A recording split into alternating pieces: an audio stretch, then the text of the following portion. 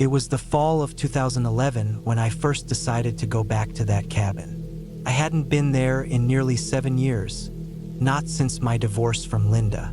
I was 38 then, older, heavier, and slower in ways I didn't like to admit to myself.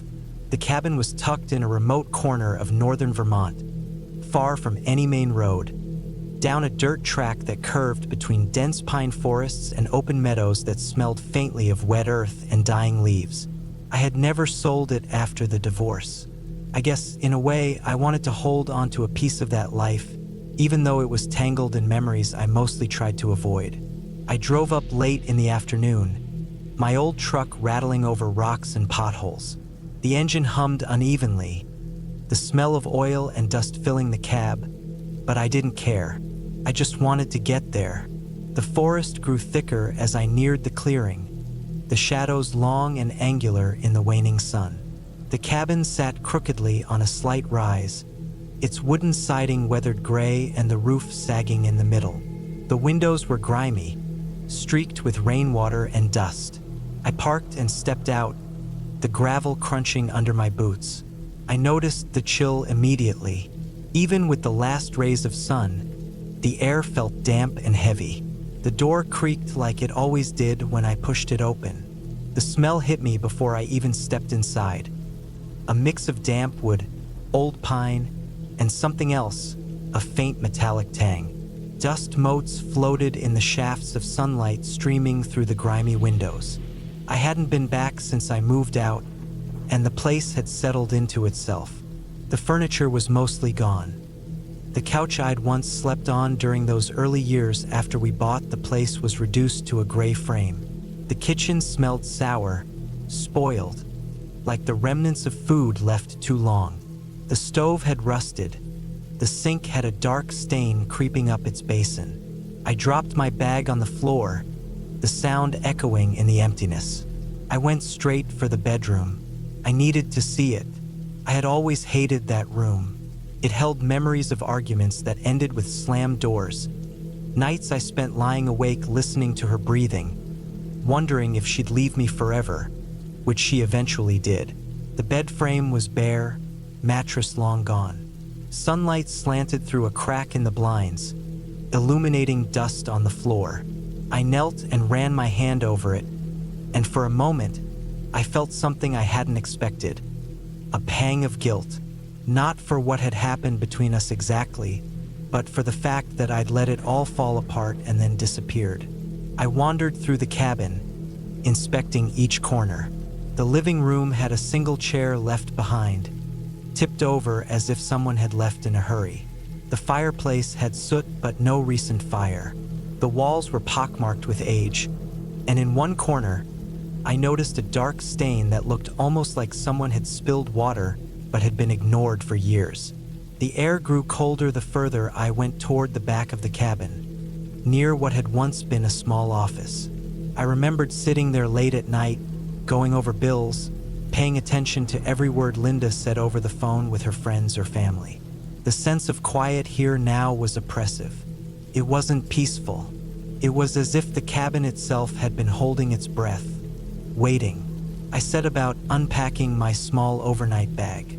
I had brought a flashlight, a few cans of food, water, a blanket. The idea was to stay one night, just to see if I could handle being in the cabin alone again, after all these years. Night fell quickly. The sun disappeared behind the thick pine trees, and the forest around the cabin went completely silent. I didn't hear animals, not even the occasional rustle of a deer or bird. It was the kind of quiet that presses against your ears. I made a small fire in the fireplace, the first real sign of life the cabin had seen in years. The flame flickered weakly at first, but it grew steadily, warming the room just enough to take the chill from my bones. I sat close, listening to the faint cracking of the wood. Outside, the wind picked up. It didn't howl or roar. It whispered. The trees bent and creaked, brushing against one another. I tried to ignore it, telling myself it was just the forest. But then I heard it. The sound of the door handle rattling, faint at first, then louder. My stomach tightened, I checked the door. It was locked from the inside, the bolt secure. I told myself I must be imagining it. Maybe the wind caught the handle. I sat back down, trying to breathe normally, telling myself that nothing in the cabin had changed, except me. Hours passed. I drifted in and out of half sleep, my mind caught between memories and the eerie quiet of the forest. Around 3 in the morning, I woke suddenly. The fire had died down to embers, and the room was nearly pitch black. My flashlight lay on the floor near the doorway. I got up to grab it, and that's when I noticed something out of place. A faint trail of dirt across the floor, as if someone had walked through recently. My heart hammered. I checked the windows. All were closed. There was no sign anyone else was here. I followed the trail toward the back door. The handle was scratched, as if it had been jiggled. The lock was still intact. Whoever had been here hadn't actually entered or left, at least not physically. But the thought that someone might have been watching, sneaking around the cabin while I slept, gnawed at me. I spent the rest of the night sitting in the living room, flashlight in hand, watching the shadows. Every small sound made me flinch. The wind shifting branches, the scuttle of small animals outside, even the old cabin groaning under its own weight. Dawn finally arrived, gray and foggy, the mist curling around the trees and the cabin like smoke. I was exhausted, every muscle tight, but I needed to see the outside to confirm there was no one. When I stepped outside, the forest looked calm. Nothing moved except the occasional branch swaying. I traced the perimeter of the cabin. That's when I found it. Footprints in the soft dirt near the rear of the cabin. They were fresh, not mine. They led from the tree-line to the cabin, stopping at the back door. No one had left. I couldn't explain it. The prints were small, careful, deliberate. Whoever had been here had stayed hidden all night. My first thought was panic, then a cold, creeping realization. This wasn't a prank. This wasn't some random person wandering in. Someone knew about this cabin. Someone had been waiting. I called the local sheriff, who was polite but skeptical. He came out a few hours later, took photos of the footprints, checked the cabin. No signs of forced entry, no evidence of anyone staying inside. I stayed outside while he checked the cabin, breathing in the crisp fall air, heart still racing. When he left, I didn't go back inside. I packed my bag in the truck, the cabin looming behind me like a silent warning. I drove away slowly, glancing in the rearview mirror at the gray structure standing alone in the clearing. I didn't feel relief until I reached the main road, the sound of the engine filling the emptiness, the trees thinning out. I never went back. The cabin wasn't haunted in the supernatural sense, but it had become a place of menace, a place where the past didn't just linger, it watched. I sold it shortly afterward at a loss, and I never looked at the listing or thought about the buyer. Even now, years later, I can remember that night with perfect clarity. The way the cold pressed against my skin, the way the wind whispered through the pine trees, and the way I realized that some spaces, even abandoned ones, have a life of their own. They remember. They hold traces of the people who've been there, the fights, the sadness, the mistakes. And sometimes, they let strangers in, just enough to remind you that the past never really leaves. Driving away from that cabin, I felt the weight of it lift slightly. The forest receded, the road opened up, and I realized I was finally leaving it behind, letting it go, along with all the things I'd carried since the divorce. The relief didn't come instantly. It came slowly, over weeks and months, as I rebuilt a life outside the shadow of that place. But I never forgot it. Not the cold, not the fear, not the feeling of being watched. And I knew deep down I probably never would.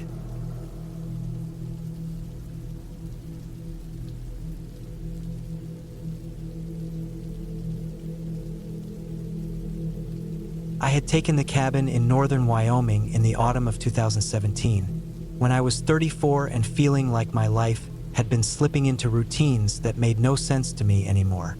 I wanted quiet. I wanted space. I wanted to hear wind instead of engines and see trees instead of buildings. The cabin I found sat deep inside a stretch of old forest that looked untouched. The road leading to it was barely a road, just a long dirt path broken by potholes and roots. I knew I would be alone for miles in every direction. That idea felt comforting at first. I liked the thought that nobody knew where I was except the man who handed me the keys at the small rental office near the highway. The first day passed calmly. I unpacked slowly, letting the place feel familiar. The cabin was old but sturdy, made of dark logs that carried the scent of pine sap and dust. There were scratches on the wooden floorboards, deep and uneven, like someone had dragged something heavy across the room years ago. I didn't give it much thought. Old places always had marks. The kitchen was small, the bed creaked when I sat on it, and the single bathroom felt cramped. But I didn't care. The air smelled clean, and when the sun dipped behind the trees, the entire world turned quiet in a way that made my chest feel loose and free. The second night was when things changed. I was sitting near the small window, writing in a notebook, when I heard something outside. It wasn't loud. It was soft enough that I thought it could have been branches moving. But it had rhythm, a slow, steady pattern like steps pushing through leaves. I set my pen down and listened. The steps stopped. I waited for them to return, but they didn't. After a few minutes, I convinced myself it was a deer or maybe an elk. The forest was full of them. I let the noise fade from my mind, but I noticed something else before bed. On the side of the cabin, near the window, the dirt looked disturbed. I saw long, narrow prints, not quite footprints, but not the kind of marks animals usually left either. They were too straight, too even. I crouched down and touched the dry soil. The marks looked like someone had dragged their fingers through it. The lines were long enough that they made my stomach tighten. It didn't fit anything I expected to see. The soil wasn't soft enough to hold deep impressions, so the marks must have been made with force. I told myself maybe a raccoon had been digging for bugs, and I walked back inside. On the third night, I woke to the sound of something moving around the cabin again. This time it wasn't soft. It was slow and deliberate, like someone walking in a circle. Each step landed with a crunch of dry leaves. I stayed still, listening to the pattern, completed a full loop around the cabin, then stopped somewhere near the front porch. The silence that followed felt heavier than the noise itself. I couldn't shake the feeling that the steps hadn't belonged to an animal. They had the weight of a person. When the sun finally rose, I walked around the cabin carefully. I saw more marks in the dirt, but these were clearer. They were footprints, but wrong. The shape was human, but the toes were spread out wider than normal. Too wide. The heel marks were uneven, pressed deeper on one side like the walker had an odd limp or strange posture. As I looked at them, a cold wave ran through my back. The prints started near the trees and stopped right at the corner of the cabin, as if whoever left them had stood there for a long time. That day I couldn't relax. Every small sound made me turn my head. The trees felt closer. The air felt colder even though the temperature hadn't changed. I kept checking the windows, expecting to see someone standing outside. I cooked food I barely ate. My heartbeat felt too fast, and I knew I needed to get myself under control. I tried to tell myself that maybe a hiker or hunter had passed through, but that didn't explain the prints. It didn't explain the circling steps. It didn't explain why someone would walk around a stranger's cabin in the middle of the night without knocking or announcing themselves. I didn't sleep much that night. I lay awake, staring at the ceiling, waiting for the steps to return. For hours, nothing happened. But around 3 in the morning, I heard something that made my skin tighten. It was a sound that at first I thought was an animal. A low, shaky noise, almost like a person trying to copy a coyote's call but failing. It dragged out too long, cracked in the middle, and ended with a sharp breath. It came from the tree line behind the cabin. I didn't move. I didn't breathe. The sound repeated again, shorter this time, then ended in what sounded like a dry cough. I knew then it was a person, not an animal. Someone was trying to imitate one. The forest stayed quiet after that, but I couldn't force myself to sleep. By the 5th day, I was planning to leave. I packed slow, thinking through every movement, listening for anything outside. I kept imagining someone watching me from between the trees. When evening came, a heavy wind started pushing through the forest. The sound masked smaller noises, and that only made me more on edge. I didn't have enough daylight to drive the long dirt road safely, so I stayed one last night, even though my body felt tense in every muscle. I pushed a dresser against the front door. I checked all the windows twice. I turned off the lights and sat in the darkness, waiting. The wind kept brushing the cabin walls for hours. I held my breath at every sudden shift in the sound. It must have been past midnight when I heard the steps again. They were faint but steady, moving from the back of the cabin toward the side window. The wind made it hard to judge distance, but the crunch of the leaves made it clear enough. The steps were slow and uneven, like the person was dragging one leg behind them. They stopped directly under the window where I sat. I didn't move. I didn't want whoever it was to know exactly where I was. A few seconds passed. Then I heard breathing. Not animal breathing. Human breathing, slow, wet, shaky. Too close to the wall. Too close to me. The breathing stopped after a long minute. I waited again, frozen, listening. I heard the steps move away, slow and dragging, fading into the wind. I stayed awake until the first light of morning. When I finally opened the door, the cold air hit me like a warning. In the dirt leading away from the cabin were the same prints, wide toes, uneven heel, but now they were fresher, deeper, clear enough that I could see the shape perfectly. Nos shoes, bare feet. Whoever had been walking around was doing it without any protection in the freezing night. The trail led toward the trees and disappeared between them. I didn't follow. I didn't need to know more. I packed everything in my car within minutes. I didn't stop to clean the cabin or check anything twice.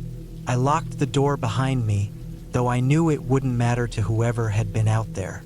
As I drove away down the long dirt path, I kept checking the rearview mirror. Every time the trees shifted in the wind, I thought I saw something move inside them. The forest felt alive in a way that wasn't natural, but not because of anything supernatural. It was because someone was in there. Someone who watched cabins, someone who moved strangely, someone who knew how to mimic animals and walk barefoot through rough ground without hesitation. I reached the highway after what felt like hours. Only then did the tightness in my chest ease a little. I drove until the forest was just a line behind me. Even then, I couldn't shake the feeling that the person who circled my cabin had done it many times before. When I handed the keys back at the rental office, I didn't explain anything. The man didn't ask. I walked out and didn't look behind me. I know what people call things like that: skinwalkers, forest creatures, impossible things. But I don't believe in anything supernatural. What I experienced wasn't a monster.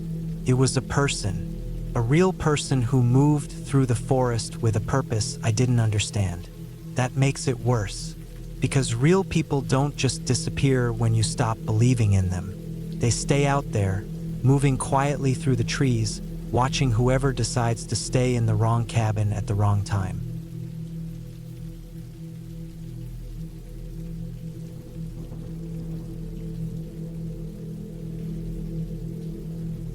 I was 32 in the autumn of 2019 when I decided to spend 3 days alone in a rental cabin deep inside the woods of northern Minnesota. I had been working long hours back then, barely sleeping, barely thinking about anything except the noise of daily life. When I looked at myself in the mirror before the trip, I saw someone who needed distance from everything. The cabin I found online was old, small, and isolated, sitting near a quiet lake that no one visited anymore. The listing said it was once a hunter's cabin built in the 1960s. restored just enough to be usable but still rough around the edges. That roughness attracted me more than anything. I drove there in the early afternoon, but the sky was thick with clouds, the kind that don't move much and press the air down on you. The last hour of the drive was nothing but dirt road and tall pine trees on both sides.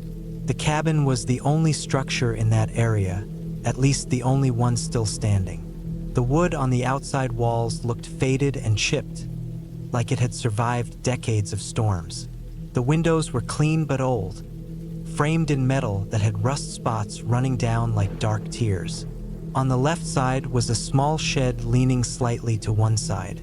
It looked like a strong wind could push it over. Inside, the cabin smelled like dry wood mixed with old dust. The floorboards creaked under my boots. There was a small table near the window, a narrow bed against the back wall, and a cast iron stove that looked like it had been used recently even though the listing said no one had stayed there for months. I didn't think much of it. I unpacked my food, dropped my duffel bag near the bed, and tried to settle into the silence. The first night was uneventful except for the wind. It rattled the window frames and made the thin walls pop in random spots. The woods outside were pitch dark after sunset. When I stepped outside before sleeping, my flashlight beam looked small compared to the wide stretch of trees. The lake was just a few yards away, black and still, with no ripples except the ones caused by the breeze.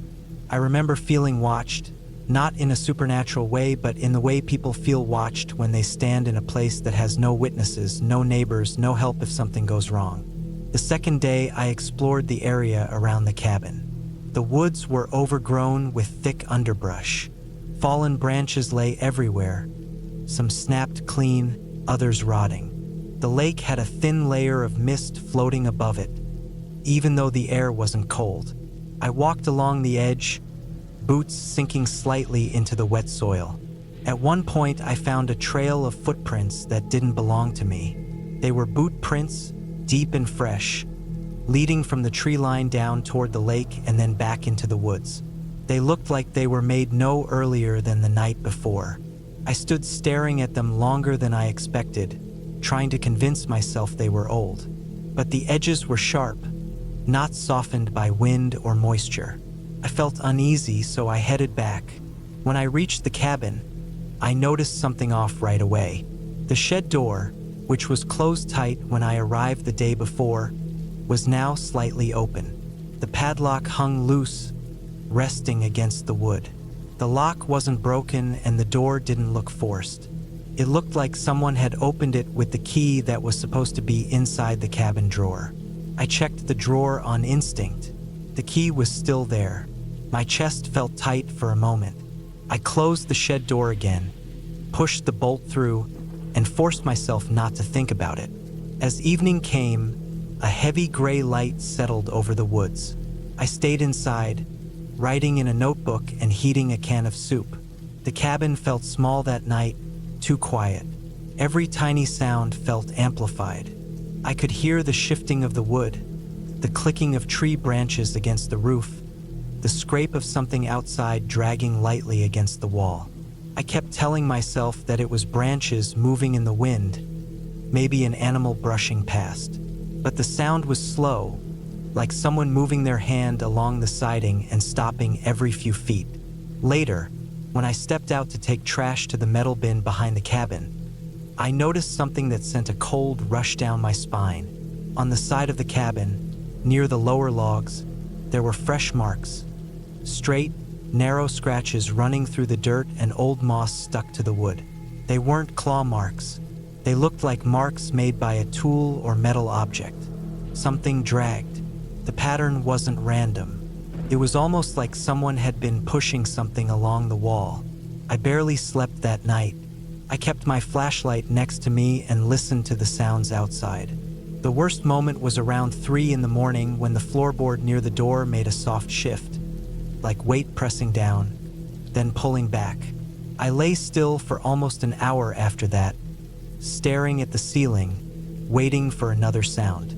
Nothing came, but the fear stayed tight inside my chest until the sky outside finally began to lighten. By the third day, I wanted to leave early, but I forced myself to stick to the plan. I didn't want to admit the place had gotten to me. Still, I kept my bag packed by the door. The air outside felt heavier than before.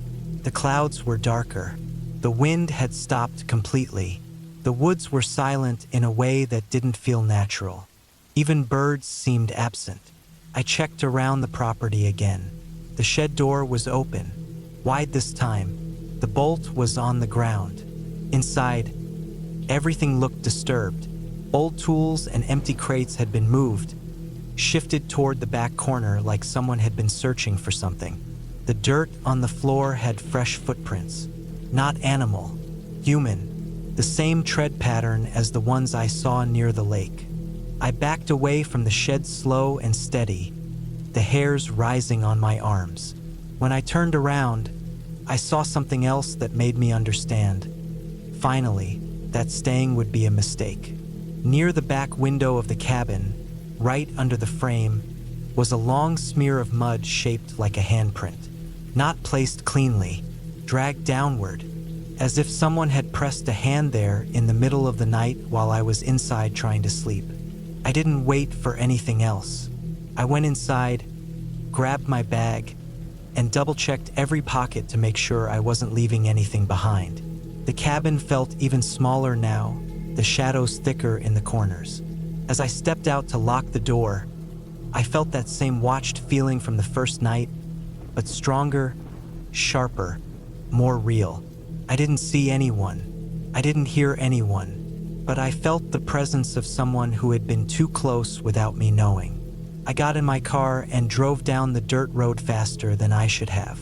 The trees on both sides blurred past, but I kept checking the rearview mirror, expecting to see someone walking behind me, someone stepping out of the woods, someone who had been around the cabin long before I arrived.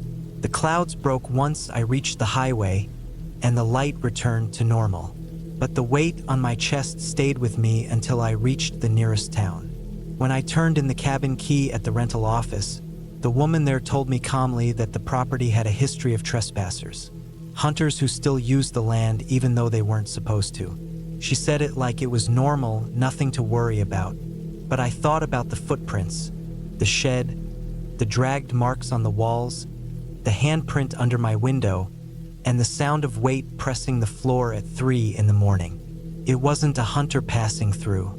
It was someone watching, someone moving around the cabin while I slept, checking the walls, checking the shed, checking the windows. Someone comfortable enough with the place to move slowly, not rushed, not panicked, as if the cabin wasn't mine for the weekend but theirs.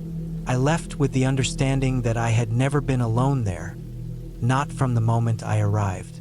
Even now, when I think back on it, what scares me most isn't what happened but what didn't. Whoever was out there never tried to break in, never tried to hurt me. They just watched. They walked around the cabin for hours. They checked the shed. They checked the walls. They stood under my window in the middle of the night. And they did it all so quietly that I barely knew they were there.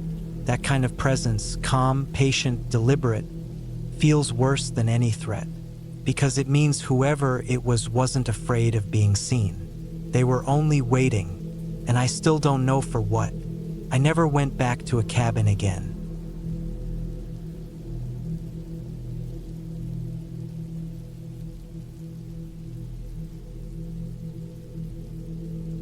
It was the winter of 1997, and I had decided to make a solo trip into the mountains of northern Montana. I was 29 at the time, the year already turning cold enough that snow had started dusting the higher ridges. Hunting had always been my escape, a way to disconnect from work and people, and this year, I wanted to try a new area my uncle had mentioned once decades ago, a remote patch of forest near the edge of the Bitterroot Range. He'd passed away years ago, and with him, most of the memory of the trails.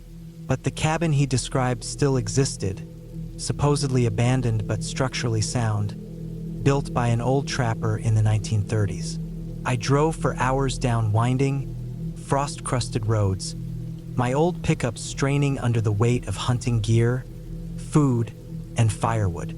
At some point, the pavement ended, giving way to dirt trails that twisted between dense pines and spruce. The sun was low in the sky, and by the time I parked and started hiking the last mile to the cabin, shadows stretched long across the snow-covered ground.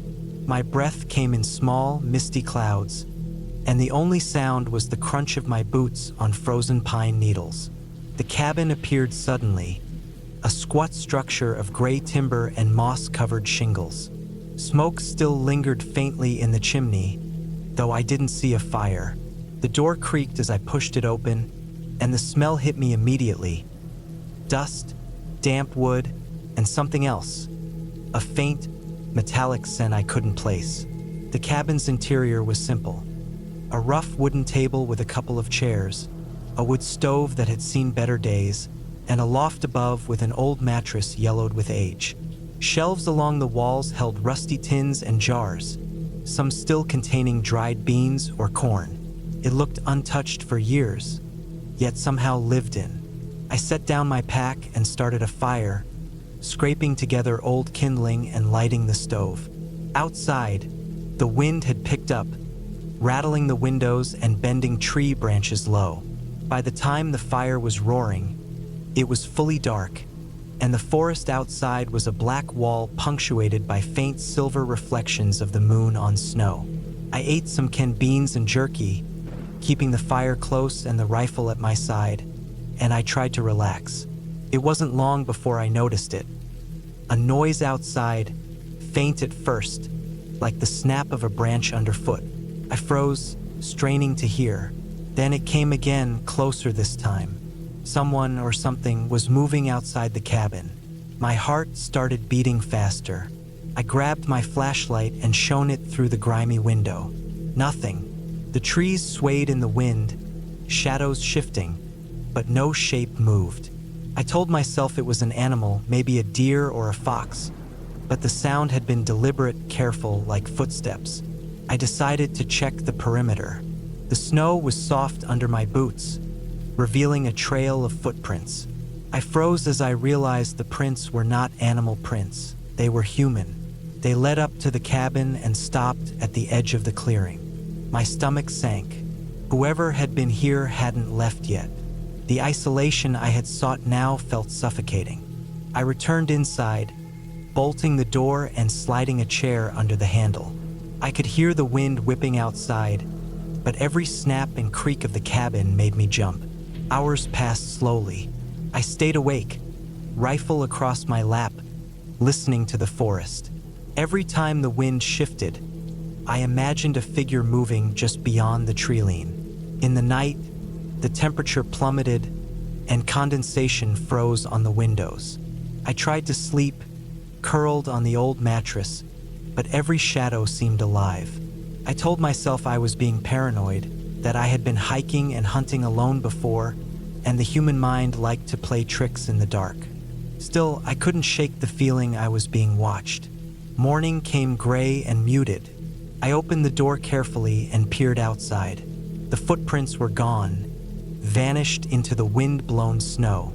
Relief washed over me, but it didn't last. As I explored the clearing, I noticed something that made my blood run cold. Around the back of the cabin, someone or some people had moved through recently. The snow was churned as if they had tried to dig around the cabin. A few scattered stones had been shifted, and the snow near the stove's woodpile was trampled. Whoever had been here wasn't just wandering, they had been searching. I made a decision: stay and confront the unknown, or leave immediately. My instincts screamed at me to leave. I packed my things quickly, keeping my rifle within reach, and started back down the trail to my truck. Every step I took felt exaggerated, every shadow in the trees a potential threat. I had been walking for maybe 10 minutes when I heard it again, a faint crunch of boots behind me. I spun around, nothing. I ran. The hike back to the truck was a blur of fear. I didn't look back again until I reached the dirt road, where the trees thinned. My pickup was exactly where I had left it, but the driver's side door was slightly ajar. Panic surged. I approached slowly, rifle raised. Inside, nothing appeared missing. My bag was untouched. The truck seemed fine. Whoever had been following me hadn't come for my gear. They had just been watching. And that realization was more frightening than any confrontation. I started the engine and drove off, snow kicking up behind the tires. The mountains loomed in the distance, silent and imposing, but the forest felt alive with unseen eyes. I didn't stop until I reached the small town where I could finally get a hot meal and call someone to tell them I was okay. Even then, the memory of those footprints, the trampled snow, the sense of being hunted, stayed with me. Looking back years later, I understand that what I experienced wasn't supernatural or fantastic. It was human. Someone had been living, hunting, or hiding in those woods, and my presence had alerted them. The isolation of that cabin, the remoteness of the trail, the quiet of winter, all of it had made me vulnerable. The lesson I carried with me wasn't about courage or bravery. It was about respect for the forest and its unseen occupants. I never went back to that cabin, but I sometimes think about it when I hunt in other remote places. I think about the person who had been there before me, moving silently among the trees, and I am thankful that fear had given me enough speed and awareness to leave safely. Years later, I even returned to the area during summer with a friend. We explored a wider radius around the cabin and found faint traces of old traps, rusted cans, and remnants of what looked like decades-old campsites. It was clear that the cabin had been used intermittently over time by someone who preferred complete solitude. There were no signs of danger at that time, just echoes of someone else's careful, deliberate presence. It made me appreciate, in a strange way, the skill and patience of someone who could survive alone in that harsh, cold landscape. That winter in Montana taught me more than I expected. It wasn't just a hunting trip. It was a lesson in vigilance, the weight of isolation, and the reality of the wild. Nature is always alive, but sometimes the most dangerous presence is human, hidden and silent, moving where you cannot see. I came away with my life, my gear, and a story etched into my memory. A story of fear, caution, and the understanding that some places, no matter how alluring, are best approached with respect and humility.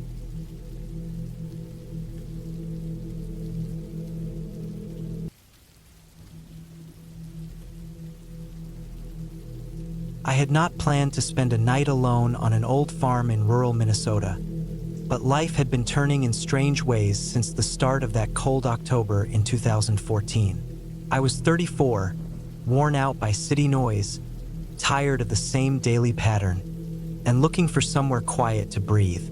A friend of a friend had told me about a small farm property outside a tiny place called Willow Bend, a stretch of land with an old cabin that people sometimes rented when they wanted peace. I did not know much about the place, only that the owner rarely visited and the land stayed mostly empty except for a few sheds, a broken barn, and wide fields that seemed to swallow the horizon. When I first drove up the long dirt road, the air felt colder than the weather report said it should be. The sky had that washed-out afternoon color that makes the sun look thin and weak. Dust rose behind my car and floated slow in the air like it did not want to settle. The cabin sat against a line of leafless trees, its wood dark from years of storms. The fields around it were flat and open, the grass tall and dry, bending in one direction as if pushed by a quiet hand. From far away it looked peaceful, but once I parked and stepped outside, the place felt too still. No birds, no wind hitting my ears, no distant engine sounds. Just a heavy silence that stretched across the fields. The cabin door creaked when I pushed it open. Inside, the air smelled like old wood, dust, and something faintly metallic, like old tools left in damp air. The floorboards had a slight sag, and each step made a dull sound. There was only one small table, a narrow bed with an old mattress, and a rusty stove in the corner. I set my bag down and checked the windows. They were dirty, covered in a thin film of dust and something like dried mud at the corners. When I wiped one with my sleeve, the glass made a soft squeak that echoed too sharply in the small room. I went back outside to take a walk around the property before sunset.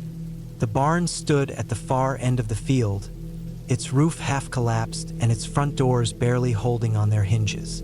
The paint had peeled off long ago, leaving gray planks that looked like exposed ribs. Near the barn, I found deep marks in the soil, long and uneven, as if something heavy had been dragged across the ground many times. The dirt was disturbed in a straight line that began near the barn and disappeared into the tall grass.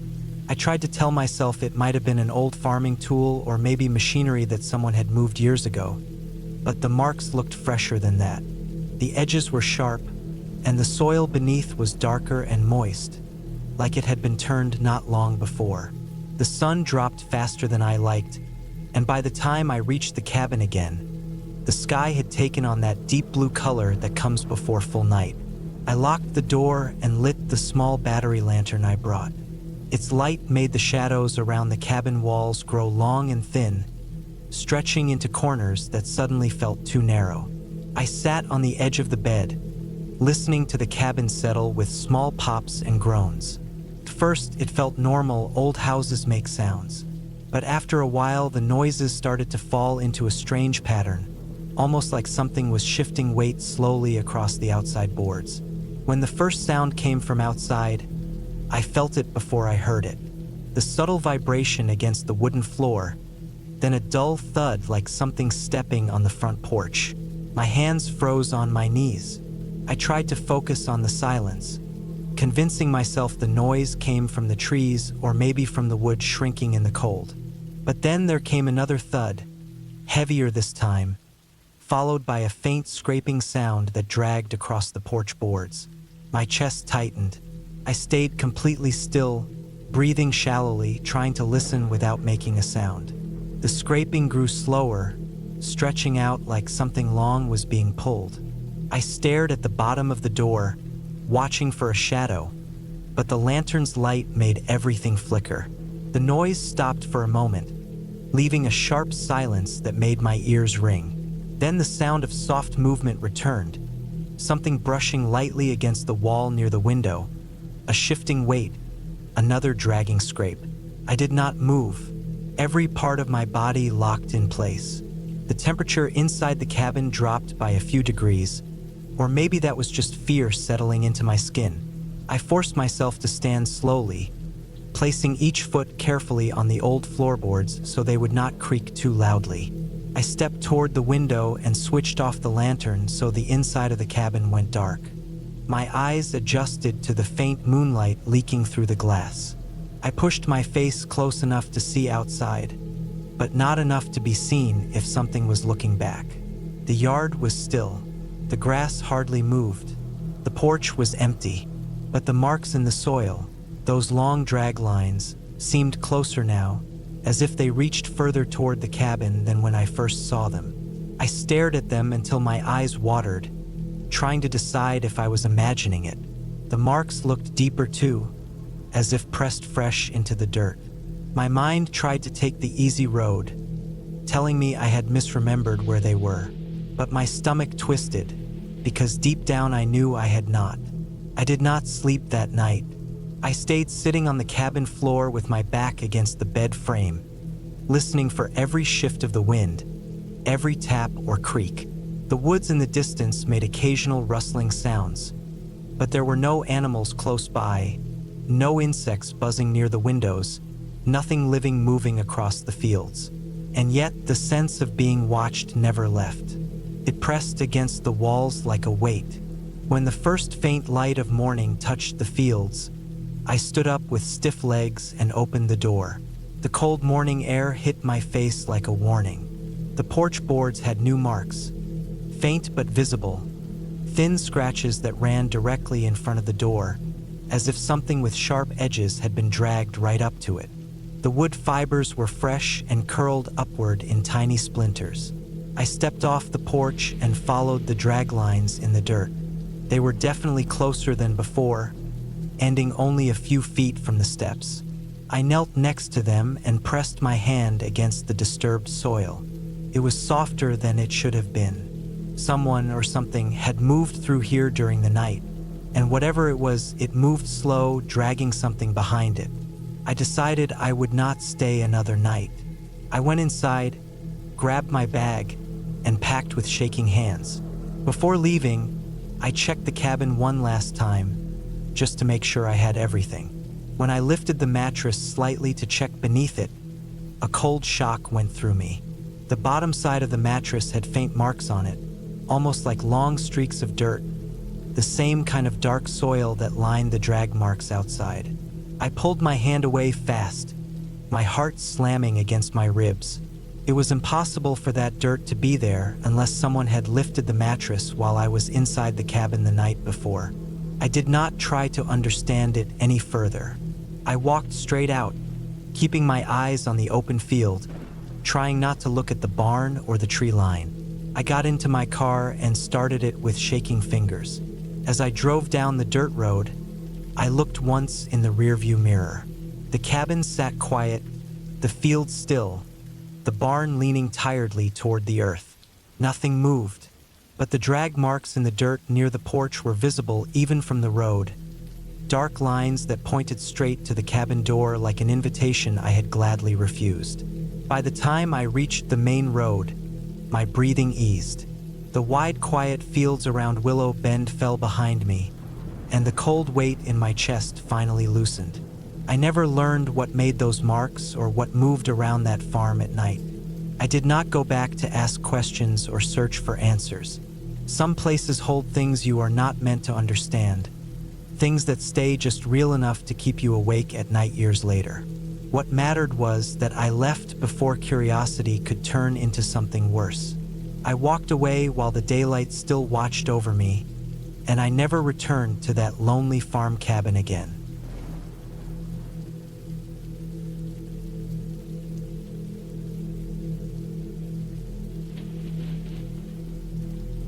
It was the spring of 2011, deep in the northern forests of Maine. I was 26, part of a small reconnaissance unit sent to track down a rogue militia group hiding somewhere in the dense wilderness.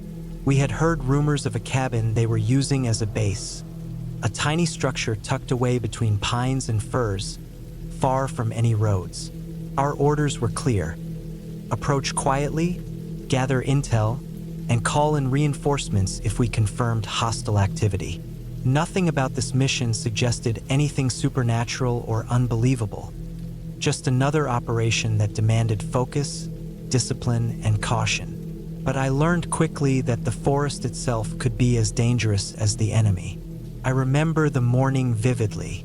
The air was damp with residual rain, the ground spongy underfoot, and the fog clung to the trees like it had weight. I could hear the rhythmic crunch of boots behind me. My squad moving in single file, weapons ready. Our sergeant, a grizzled man named Harlan with a scar running from his temple down to his cheek, signaled us to slow. He had been on countless operations, and his instincts were sharp, almost unnervingly so. We moved slowly, methodically, scanning the shadows. Every broken branch, every disturbed patch of soil felt like it might be a trap. The militia had been careful. They knew the terrain, and that gave them an edge. I adjusted my grip on my rifle, feeling the familiar weight settle against my shoulder. My heart beat steadily, but the tension in my shoulders betrayed me. After nearly 3 hours of crawling through undergrowth, we spotted it. A cabin. Its roof sagged in places, covered in moss, the wood weathered to a dull gray. Smoke curled faintly from a chimney. The sight made my stomach tighten. Not fear of what we might find inside, but the sheer isolation of the place. It was miles from any road, surrounded by dense trees that seemed to swallow sound. A single wrong step here could be deadly. Harlan crouched, gesturing for us to split into 2 teams. My team would circle around to the back, providing cover, while the other approached the front. I could see the sharpness in his eyes, the calculation of every possible danger. We moved like shadows, careful not to snap branches or kick loose stones. The forest seemed to watch us, the birds silent, the wind barely stirring. Felt like time had slowed. As we neared the rear of the cabin, the smell hit me: oil, gunpowder, and wood smoke.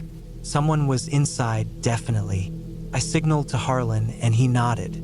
My rifle felt heavier in my hands now. The forest seemed to press in closer, branches scraping against my helmet, leaves brushing my uniform. Each sound was amplified in my mind. I could almost hear my own breathing echoing. Suddenly, a movement near the cabin's side window caught my eye. A figure, cautious, scanning the tree line. I froze instinctively, but Harlan motioned for me to keep still. The man disappeared back inside, and I exhaled slowly, trying to calm the adrenaline that surged through me. My fingers itched on the trigger, but I forced myself to stay disciplined. Every second counted. A mistake here could get us killed. We moved closer, staying low, until I could see the outline of the cabin clearly. There were supplies stacked haphazardly outside. Cases of canned food, water barrels, a pile of old tires. The militia wasn't expecting us yet. They hadn't seen us.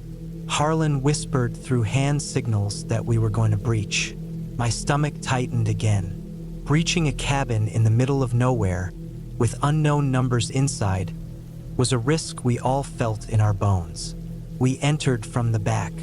I was the first to push the door, a slow, deliberate motion, and the hinges creaked slightly. The inside smelled of damp wood and unwashed bodies. Shadows moved across the walls, militia members scrambling to grab weapons. I opened fire, low and controlled, focusing on neutralizing threats without panic. My training kicked in automatically. Clear rooms, check corners, move quickly. The chaos inside contrasted sharply with the silent forest outside, as if two worlds collided at the cabin walls. One man tried to escape through a side door. I chased him down the narrow corridor, my boots slipping on wet wooden floors. I tackled him to the ground and secured him with zip ties while another teammate covered me.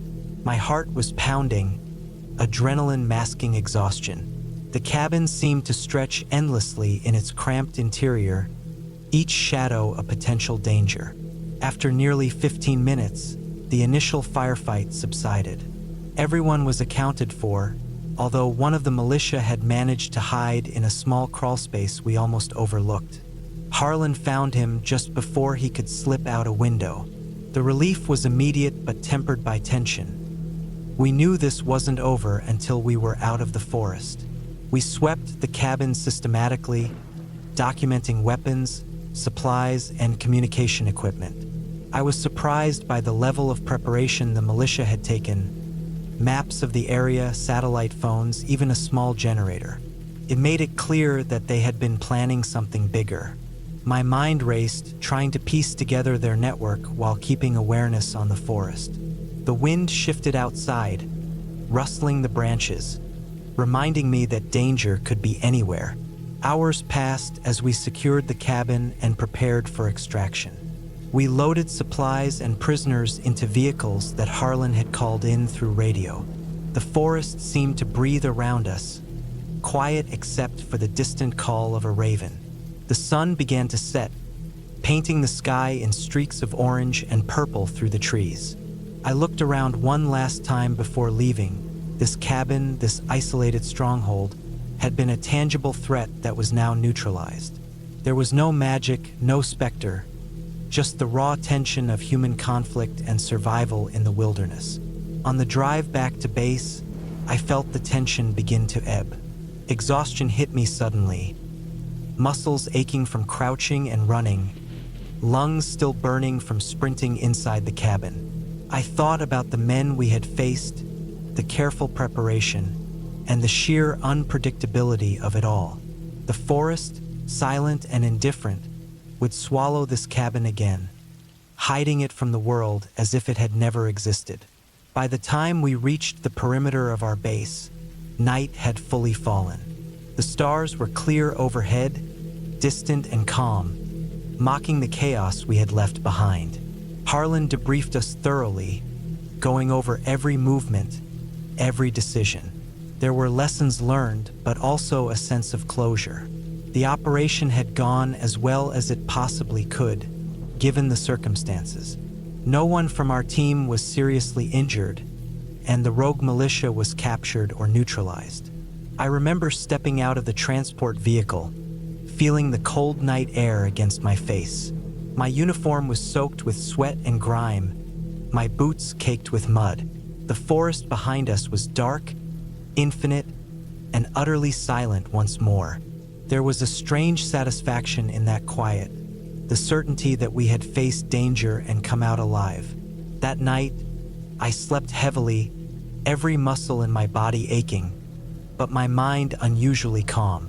The forest had tested us, and we had endured. The cabin was no longer a threat. We had done our job, and the world outside the trees could remain unaware of the violence hidden within.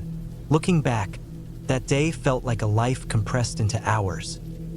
Fear, focus, chaos, and relief all tangled together. The forest remained unchanged, indifferent to our presence, and yet we had left our mark. That cabin, once a nest of danger, now sat empty, silent, and still. And somehow that made the world feel a little safer, at least for a moment.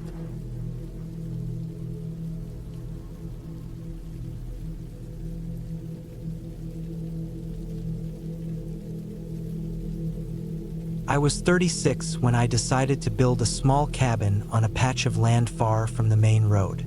It was in northern Montana, close to a slow river that usually looked harmless in daylight but turned dark and fast when it rained. I bought the land 2 years before and kept telling myself I would build something small, something simple, something I could sit inside during the colder months. I always said I would do it in summer, but life kept pulling me away. When I finally went out there to start building, it was already late September, and the weather had started to shift. That week had been dry until the night everything changed. That night started with heavy clouds rolling over the hills like a slow, dark wave. I had spent the whole day carrying lumber, measuring the small frame, trying to line up the posts straight even though the ground sloped in a sneaky way that made everything feel uneven. My hands were sore from gripping tools for hours, and sweat dried on my face even though the air had already cooled. I had parked my truck farther down the dirt path where the ground wasn't too soft, and the walk back and forth had worn me down. I planned to sleep in the truck again because the cabin wasn't even close to finished. Just a skeleton standing in the middle of weeds and tall grass. By evening, the sky looked bruised, like a deep mix of purple and gray stretching out into nothing. I could smell rain even before I felt it. It was that heavy, earthy smell that rose from the ground when the air thickened. The kind of smell that told you to stop what you were doing and get ready. I kept working anyway, telling myself I could place 2 more boards, maybe 3, before the rain hit. But the wind shifted and blew cold across my face, and I knew the night was about to get bad. When the rain started, it didn't ease in slowly. It slammed down as if someone opened a valve in the sky. The sound on the metal tools on the half-built frame, on my jacket, on the buckets. All of it mixed together into one solid roar. I stepped under a tarp I had tied between 2 trees earlier in the week. The tarp shook from the force of the rain, but it kept most of it off me. My flashlight beam cut through the darkness in a shaky line, raindrops flying into it like tiny silver needles. I planned to wait there for a while and then head to the truck. But as I stood there, I heard something under the tarp, just the faintest scraping sound near the corner. At first I thought it was the tarp shifting, or maybe a loose tool rolling. I knelt down and aimed my light toward the noise. What I saw was a muddy trail of fresh footprints where there shouldn't have been any. They weren't mine. The prints were smaller, lighter, like someone walked there recently and tried not to sink into the ground too deeply. The rain washed some of the shape away, but I could still see the clear outline of toes and heel. I felt a slow chill climb up my back. That land was supposed to be empty. Nobody lived within miles. The nearest neighbor was an older man who lived down a logging road and rarely left his place. I had never seen hikers, campers, or hunters around that area either. It wasn't a popular place, not even during warm seasons. I stepped out from under the tarp and looked around the clearing. The rain blurred everything. The tall grass bent low under the weight of water. The frame of the cabin stood like a dark skeleton, the boards shining from the wetness. My flashlight beam shook harder than I wanted it to. I kept scanning the edges of the clearing, the tree line, the half-finished pile of cut boards. The wind pushed the rain sideways and made everything feel unsteady. I told myself I needed to get to the truck, but the idea of walking through the darkness with that unknown person around made the back of my neck tighten. I moved slowly, keeping the light ahead of me, trying to force my breathing to stay even. Every sound felt too close. Water hitting leaves, branches swaying, something heavy sliding in the mud far off in the trees. I told myself it was an animal, maybe a deer, maybe something larger moving through the bushes to get away from the storm. But the footprints stayed in my head. They looked too fresh to belong to someone who left long ago. I reached the edge of the clearing and stepped onto the narrow path that led down to my truck. The mud pulled at my boots, trying to drag me down inch by inch. The trees leaned over the path, blocking out what little light the sky still had. My flashlight flickered once, then steadied. The rain made it hard to hear anything else, but I kept thinking I heard footsteps behind me, slow and spaced out, like someone matching my pace on purpose. I didn't turn around. I kept walking. I knew if I turned around and saw something, anything, it would freeze me. So I focused on the mud in front of me, the way it splashed with each step and sucked at my feet. I felt water roll down my neck and soak into my shirt. My jacket was already too wet to help. The cold sank deeper into me until my hands shook whenever I tried to tighten my grip on the flashlight. When I reached the clearing where the truck was parked, the rain eased just enough for me to hear the heavy sound of something moving in the woods to my left. I stopped walking. My chest felt tight. It wasn't a small sound. It wasn't something light. It sounded like something or someone shifting their weight, maybe trying not to make noise but failing because of the soaked ground. I pointed my flashlight toward the trees and held my breath. The beam landed on branches dripping with rain, on thick trunks, on a low patch of undergrowth. Nothing moved, but the sense that someone was there didn't leave.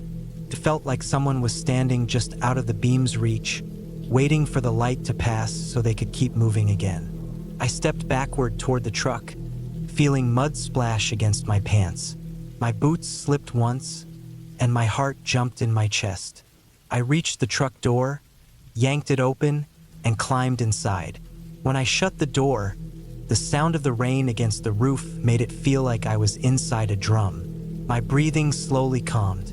I looked through the windshield, watching the rain smear everything outside into shapes that were impossible to understand. The woods looked like a dark mass pressing in on all sides. I stayed in the truck the whole night. The storm got worse, and at one point I saw something move across the path in front of the truck. Just a dark shape, fast and low. I couldn't tell if it was a person or an animal. The rain made everything blurry, but the feeling it gave me kept me awake for hours. When morning came, the rain stopped. The world outside looked washed out and pale, like the storm had drained all the color from it. I stepped out of the truck and walked back toward the cabin frame. The mud was full of new tracks, some animal, some I couldn't identify. But the footprints I saw under the tarp were almost completely gone, washed out by the storm. I stood there staring at the place where they used to be. I looked around at the trees, the clearing, the path. Everything was quiet, too quiet. The world didn't feel empty, felt watched. And I knew then that someone had been out there during the night, someone walking around my unfinished cabin, someone close enough to reach the tarp while I worked only a few steps away. That morning I packed everything I could fit into the truck. I left the half-built frame standing in the clearing like an abandoned bone structure. I didn't go back that day or that month or even that year. The memory of that rainy night stayed with me, sticking in the back of my mind every time I thought about returning. Years later, when I finally went back to check on the land, the cabin frame was gone. Someone had taken it apart. The boards were missing. The nails were gone. The clearing looked as if someone had lived there for a while and then left quietly without leaving a trace. I stood there staring at the empty space where my cabin should have been, feeling that same cold tightness in my chest from before. I knew then that whatever or whoever I heard that night didn't just pass through. They stayed, they watched, and they waited until I finally stayed away long enough for them to take the entire place for themselves. And that was the moment it became clear. The land was never as empty as I thought, and I was never as alone out there as I believed. I left that place for good, and I never once thought about trying to build anything out there again.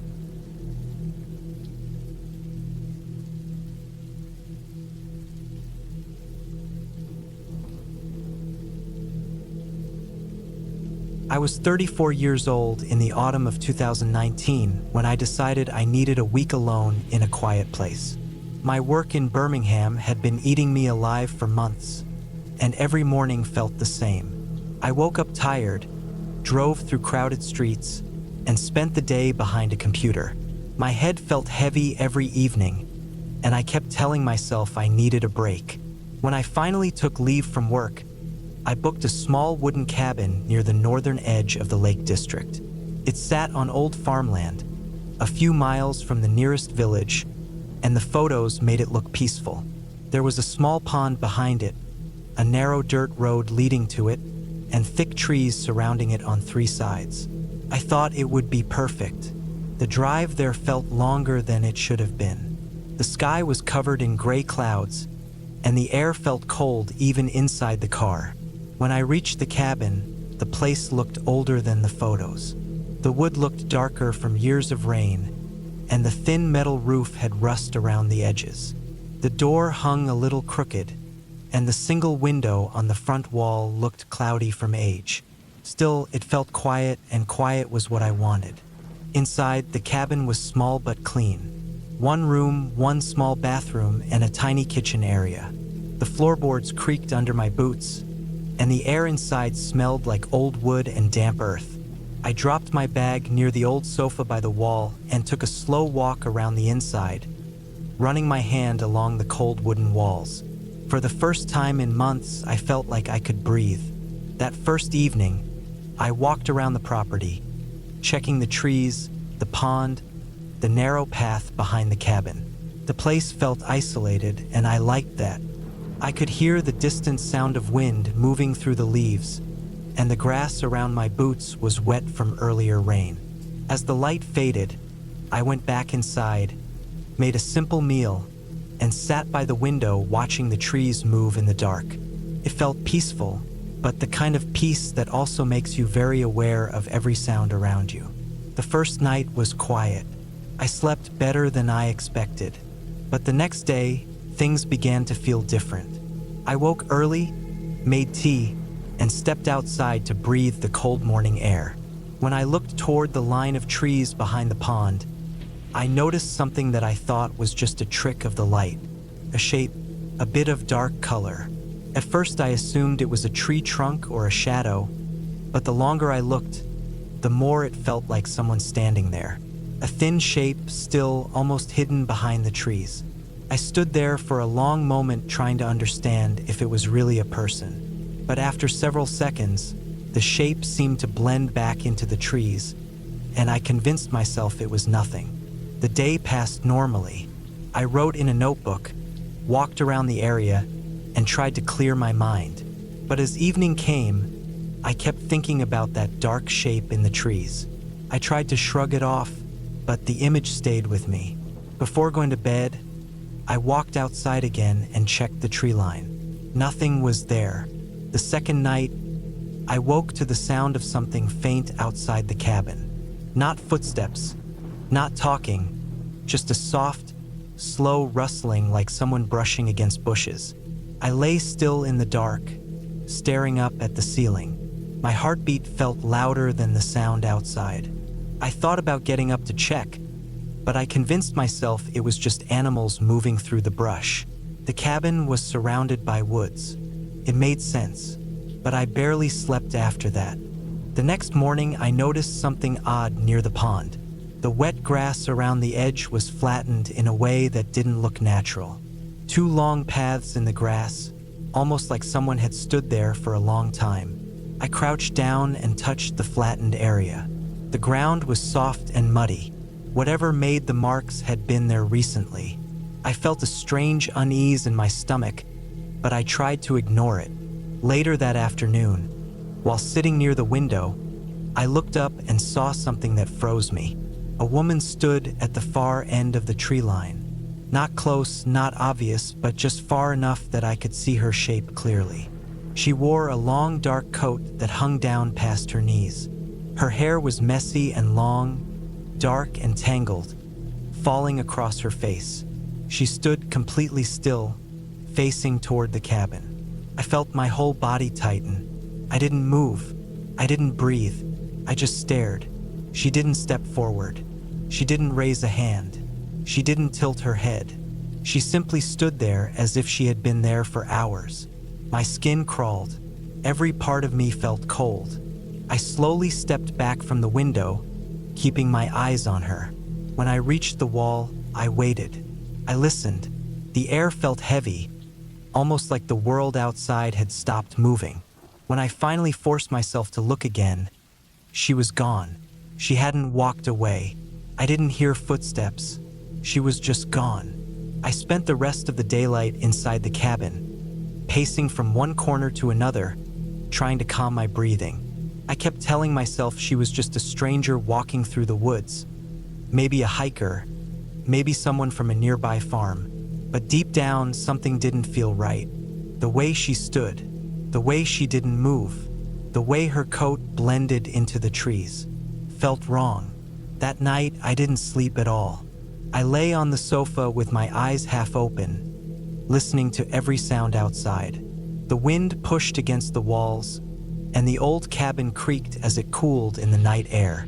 But every now and then, I heard something else, something soft, something careful, a faint shift of weight on the gravel outside, a slow brush of footsteps near the wall. I held my breath so long it hurt. At one point, I thought I saw a shadow pass by the small window, a thin, tall shape. It moved slowly, not like an animal. By sunrise, I felt sick from lack of sleep. The next day, I decided I needed to leave. I didn't pack. I didn't clean. I just grabbed my bag and walked straight out to the car. When I opened the door, I froze. On the roof of my car were mud marks, thin streaks of wet mud smeared across the metal. Long, narrow hand-shaped smears. My throat tightened, and I backed away from the car. I looked around the trees, the bushes, the road leading away from the cabin. Nothing moved. The wind felt colder. The silence felt heavier. I forced myself to get into the car. My hands shook as I turned the key. The engine finally started, and I drove down the old road faster than I should have. I didn't look in the mirrors. I didn't look at the trees. I kept my eyes locked on the road until I reached the main highway. Only when I was miles away did I finally let myself breathe fully. I returned to Birmingham that same day. I went back to work. I told no one about what happened. I didn't want to sound paranoid. I tried to convince myself it was just someone passing through, someone strange but harmless. But weeks later, when I finally felt calm again, curiosity got the better of me. I searched the area of the cabin on local news archives. I found a small article buried deep online from years earlier. A woman in her late 40s had gone missing near that area. She was last seen walking alone through the woods behind some old farm properties. The article mentioned she had a history of wandering off for long periods. Her body had never been found. I stared at the photo for a long time. The tangled dark hair, the thin build, the long coat. I never booked another cabin trip again. I never went back to the Lake District. And even now, when I think about the way she stood at the edge of the trees, silent and still, staring toward the cabin, I feel the same cold weight in my chest. I know she wasn't a ghost. She wasn't anything supernatural. She was a real woman, a real person, but knowing that somehow makes it worse. Because real people can watch you in the dark. Real people can stand in the trees without moving. Real people can wait outside your cabin all night. And sometimes real people never leave the woods at all.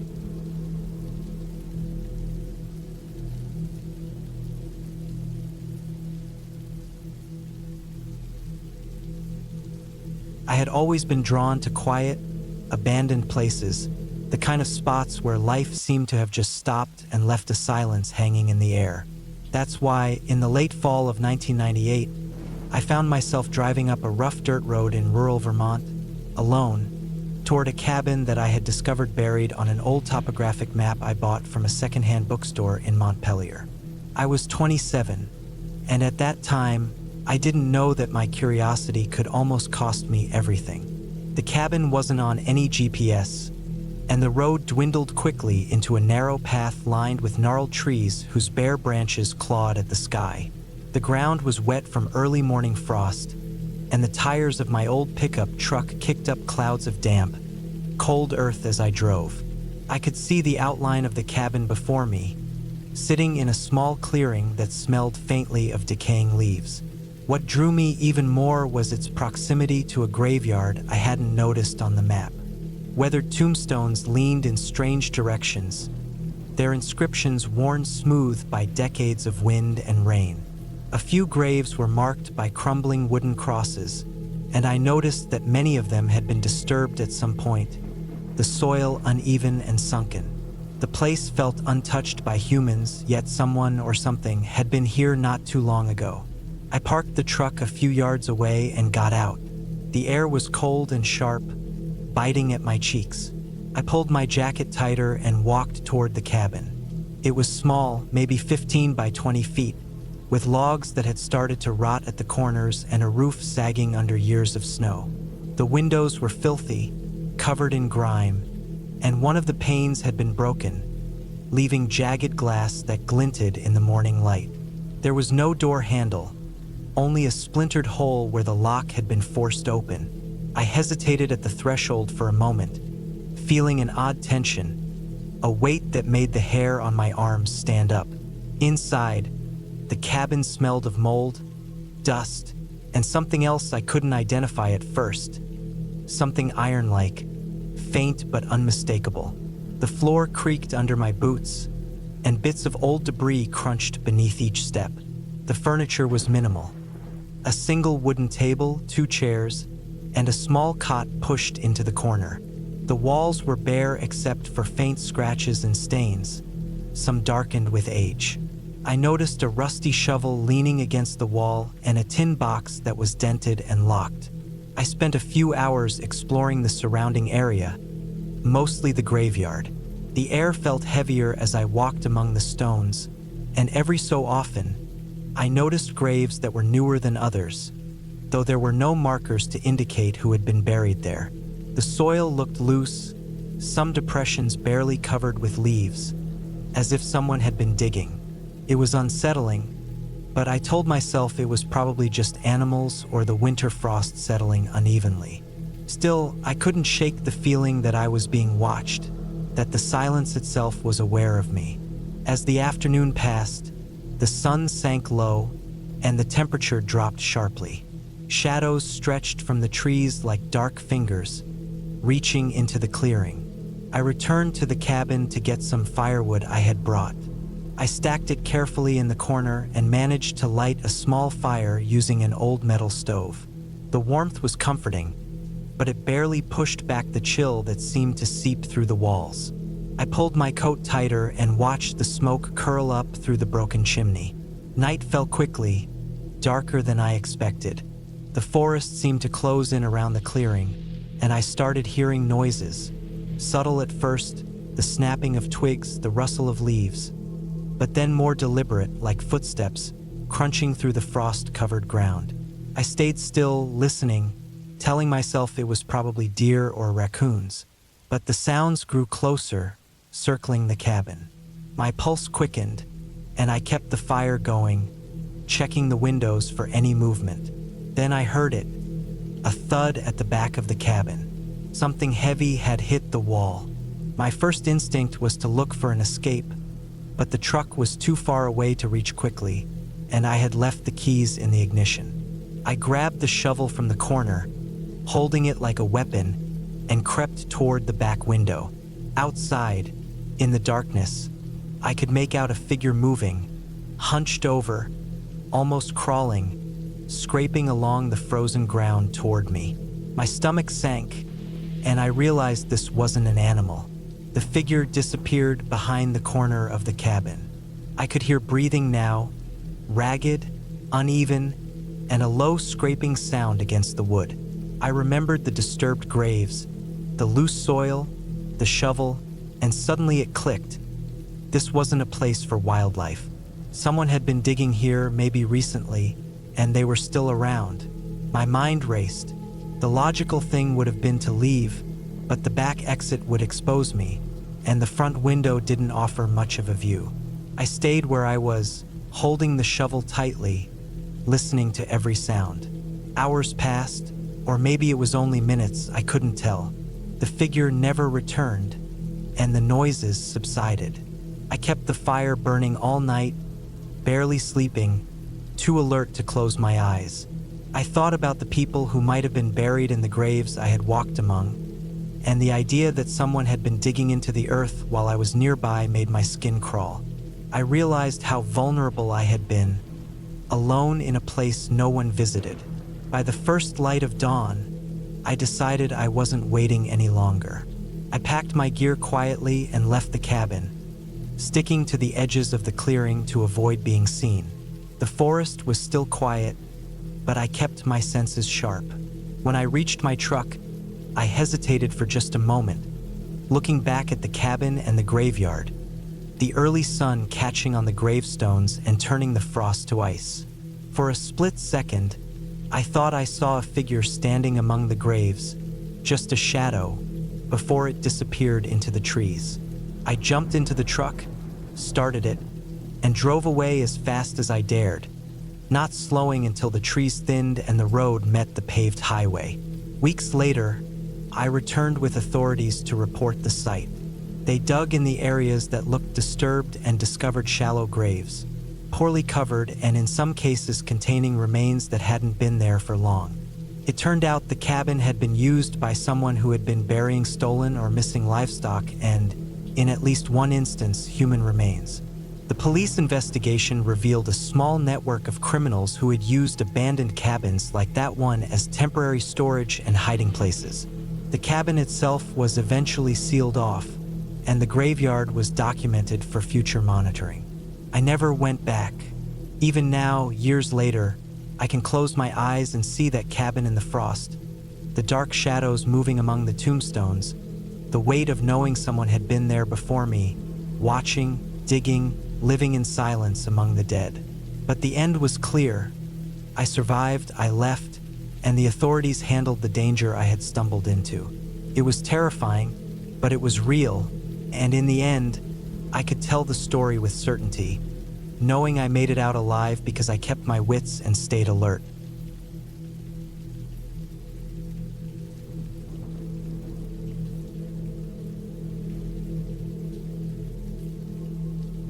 I remember the drive out to the cabin like it was yesterday, even though it happened in the fall of 2012.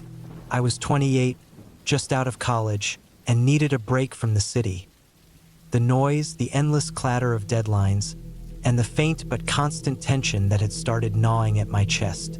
I rented the cabin from a small local agency in northern Idaho, somewhere deep in the woods near the Salmon River.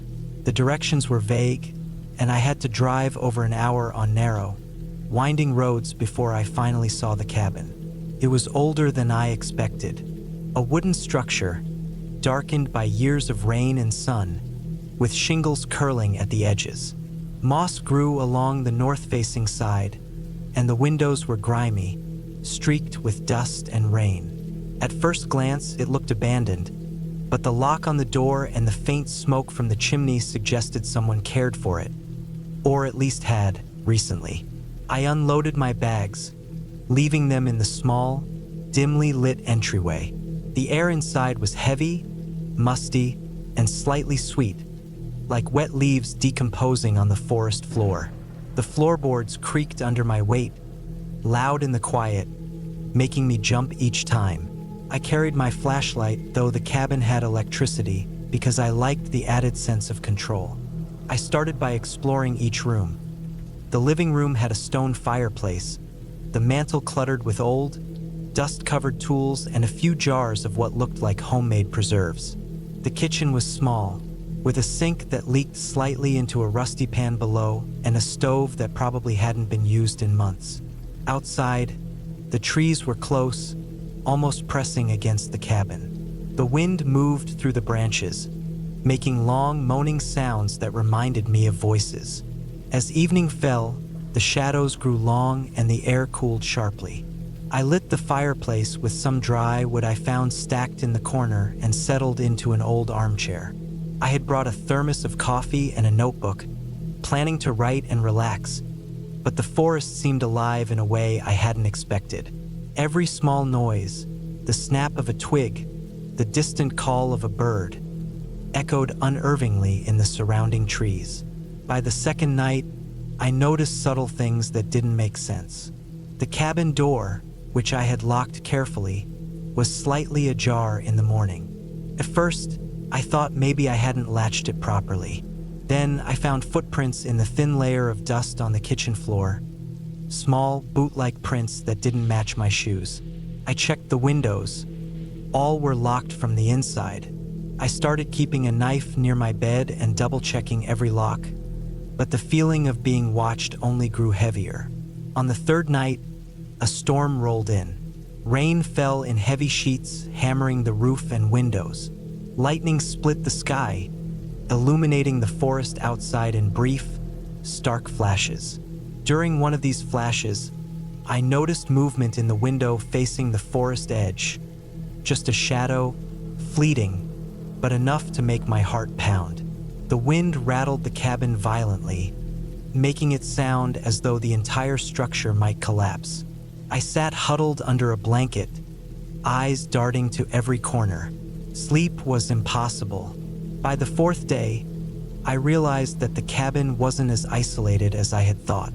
I found a small trail leading from the back door into the woods, partially hidden by overgrown brush. The trail was narrow, rough, and appeared infrequently used, but the soil was soft from recent footprints. My rational mind tried to convince me it was deer or some other animal, but the spacing and depth of the prints suggested a human, a man or maybe a teenager. Couldn't tell.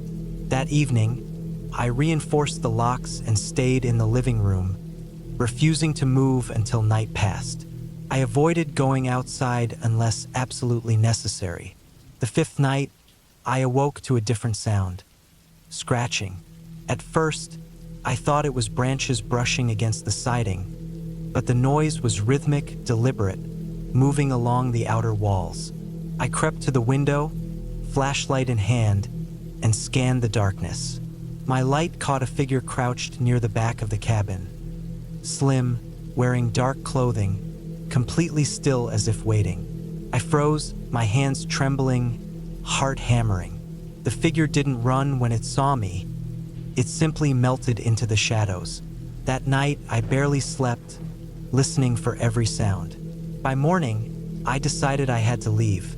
I couldn't ignore the fact that someone had been sneaking around my cabin, entering without leaving obvious signs, and watching me while I slept. I packed quickly, grabbing my phone and keys, but when I stepped outside, the trail leading to the road was gone. It was as if the forest had swallowed the path overnight. Panic surged, but I noticed a faint tire track leading off the property toward the main road. I followed it through the wet undergrowth, my boots sinking into mud, until I finally reached the gravel road I had driven in on. I called the rental agency immediately. They were concerned but insisted that no other guests had been assigned the cabin at the time. When I mentioned the footprints, they asked if I had anyone with me, and I assured them I hadn't. Still, they said they would send someone to check the property. A week later, a local sheriff came to my apartment in Boise. He told me that the cabin had a history I hadn't been aware of. Several years prior, a man had been living in the surrounding woods illegally, breaking into cabins and scavenging food. He was clever, knew the forest well, and had a habit of observing his targets before making his move. The sheriff believed I had stumbled into one of the few areas the man frequented, and that I had unknowingly been watched for days. They searched the cabin after I returned the keys and found evidence: a hidden trapdoor under the kitchen rug leading to a small dugout space, remnants of food, and footprints that matched those I had seen. I didn't return to the cabin. The thought of it, of those silent nights and the feeling of being watched, still chills me to this day. I realized something crucial during that time. The forest isn't inherently frightening, and old cabins aren't haunted, but people can make isolation terrifying. The realization stayed with me, more haunting than any storybook ghost. Now, whenever I think about that trip, I remember the quiet details.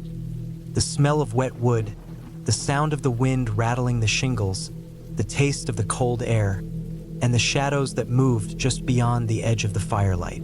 I learned how fragile safety can be when alone in a place that feels empty but isn't.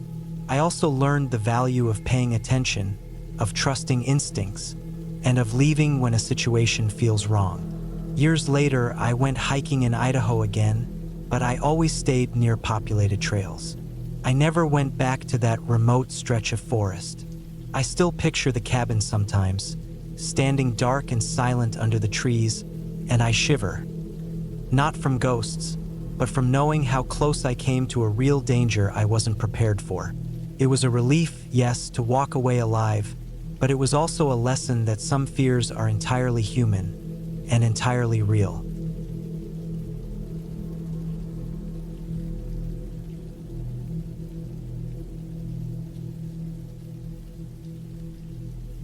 I was 28 when I was assigned to the remote ranger cabin deep in the Cascade Mountains of Washington. It was the summer of 2019, and I had just finished my training with the State Park Service.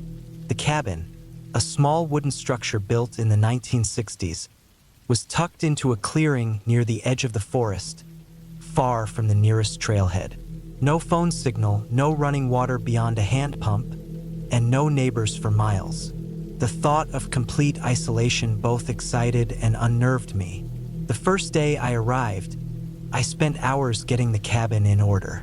The woods smelled faintly of pine, mixed with the mustiness of decades of dust.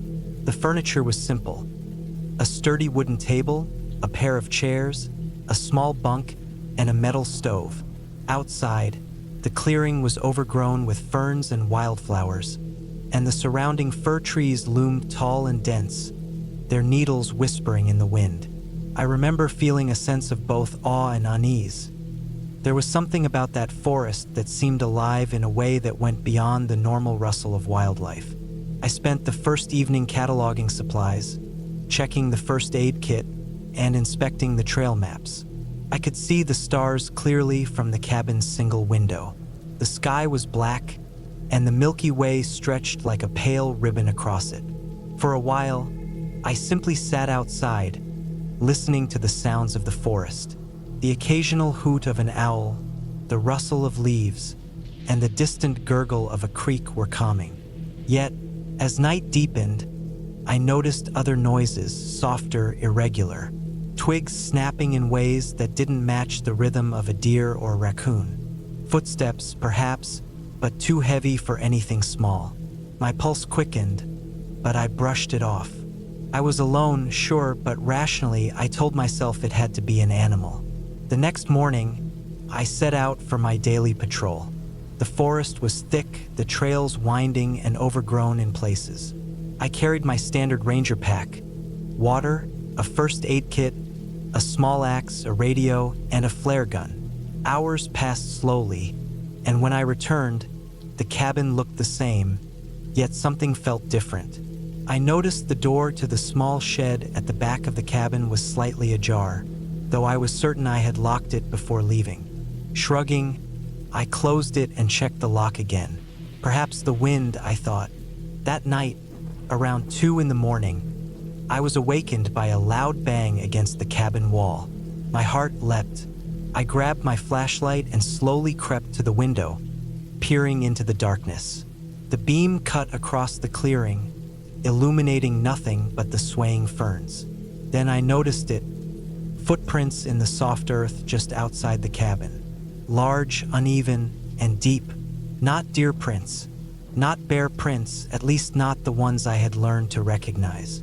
These were different, human, but somehow off. The stride was too long, the depth too heavy. I spent the rest of the night awake, flashlight in hand, listening. Every sound seemed louder than it should be. A branch snapped somewhere close, and I flinched. I considered leaving, calling for backup, but the nearest ranger station was over 30 miles away, and the trails were treacherous in the dark. I told myself to stay calm. Rational explanations existed. Still, sleep didn't come. The following days were tense. Each time I left the cabin, I would find more signs of someone or something lurking nearby. Footprints circling the cabin, small piles of broken branches, even the faint smell of smoke on the wind, though no campfire could be seen. I double-checked my equipment, kept the cabin locked, and stayed alert. The forest, which had initially seemed peaceful, now felt like it was closing in, watching. One morning, I noticed something that froze me in place. On the side of the cabin, near the woods, was a single, fresh footprint pressed into the mud. But what made me stop was not its size, it was the angle. The print was facing the cabin, coming from the woods. Whoever had made it had walked all night, through the dense trees, without leaving any other tracks nearby. I felt a cold weight settle over my chest. I decided to set a trap, not literally, but a way to confirm if someone was approaching. I placed small tripwires around the perimeter of the clearing, rigged to jingle tin cans. That night, I stayed by the window, flashlight ready, gun close. Hours passed. The forest was quiet. Then, just as the wind picked up, the first clink of a tin can echoed through the clearing. I shone the light in the direction and froze. Shadows moved between the trees. Figures? No, it was one figure, moving slowly, deliberately, almost as if testing the cabin. My pulse hammered. I debated my options. I could shoot, but it could also provoke a confrontation I might not survive. Instead, I waited. The figure approached, staying in the tree lean, never stepping fully into the clearing. It was a man, tall, wearing worn clothes, his face hidden beneath a hood. There was a strange rigidity to his movements, a deliberate, careful pace. I noticed in the dim light that he wasn't carrying anything, but he lingered near the cabin for hours, watching. I stayed hidden, heart racing, eyes glued to the beam of my flashlight. Eventually, as the sky began to lighten, he retreated into the trees. No sound, no trace, only the lingering sense of being watched. By mid-morning, I decided I couldn't stay passive anymore. I packed essential supplies, left a note at the cabin indicating my location for other rangers, and carefully navigated down the trails. Hours later, I reached a main road and flagged down a park ranger in a patrol truck. I recounted what I had seen, the tracks, the figure, and the fear that had gripped me. Backup was dispatched immediately. A team returned with me to the cabin the next day. They searched the area extensively, finding nothing but the footprints and signs I had noted. No evidence of camping, no signs of habitation, nothing to explain who or what had been circling the cabin. The strange man had vanished completely. Despite their reassurances, the tension never left me. For weeks afterward, I couldn't shake the feeling that someone, or something, was still out there, waiting, watching. I was reassigned after the summer ended, not because of fear, but because no explanation could be found. The experience changed the way I viewed the forest. It was no longer just trees and wildlife. It was a place where something unseen could move with purpose and patience, something capable of watching from the shadows for hours without revealing itself. Years later, I returned to the same trailhead, curious. The cabin was still there, slightly weathered, but intact. I walked the clearing cautiously. There were no footprints, no evidence of intruders. The forest was peaceful, almost too peaceful. Yet when I glanced into the tree line, I swore I saw a shadow shift among the firs, just for a moment. I blinked, and it was gone. The memory of that summer stayed with me. Every time I walk alone in the woods now, I carry the lessons of that cabin with me. Trust your instincts, respect the quiet, and understand that some things, even if entirely human, can move through the world in ways that make your skin crawl. I never saw the man again, and I never learned his intentions. But I learned something else. The forest is patient, and so is anyone who knows how to move within it unseen.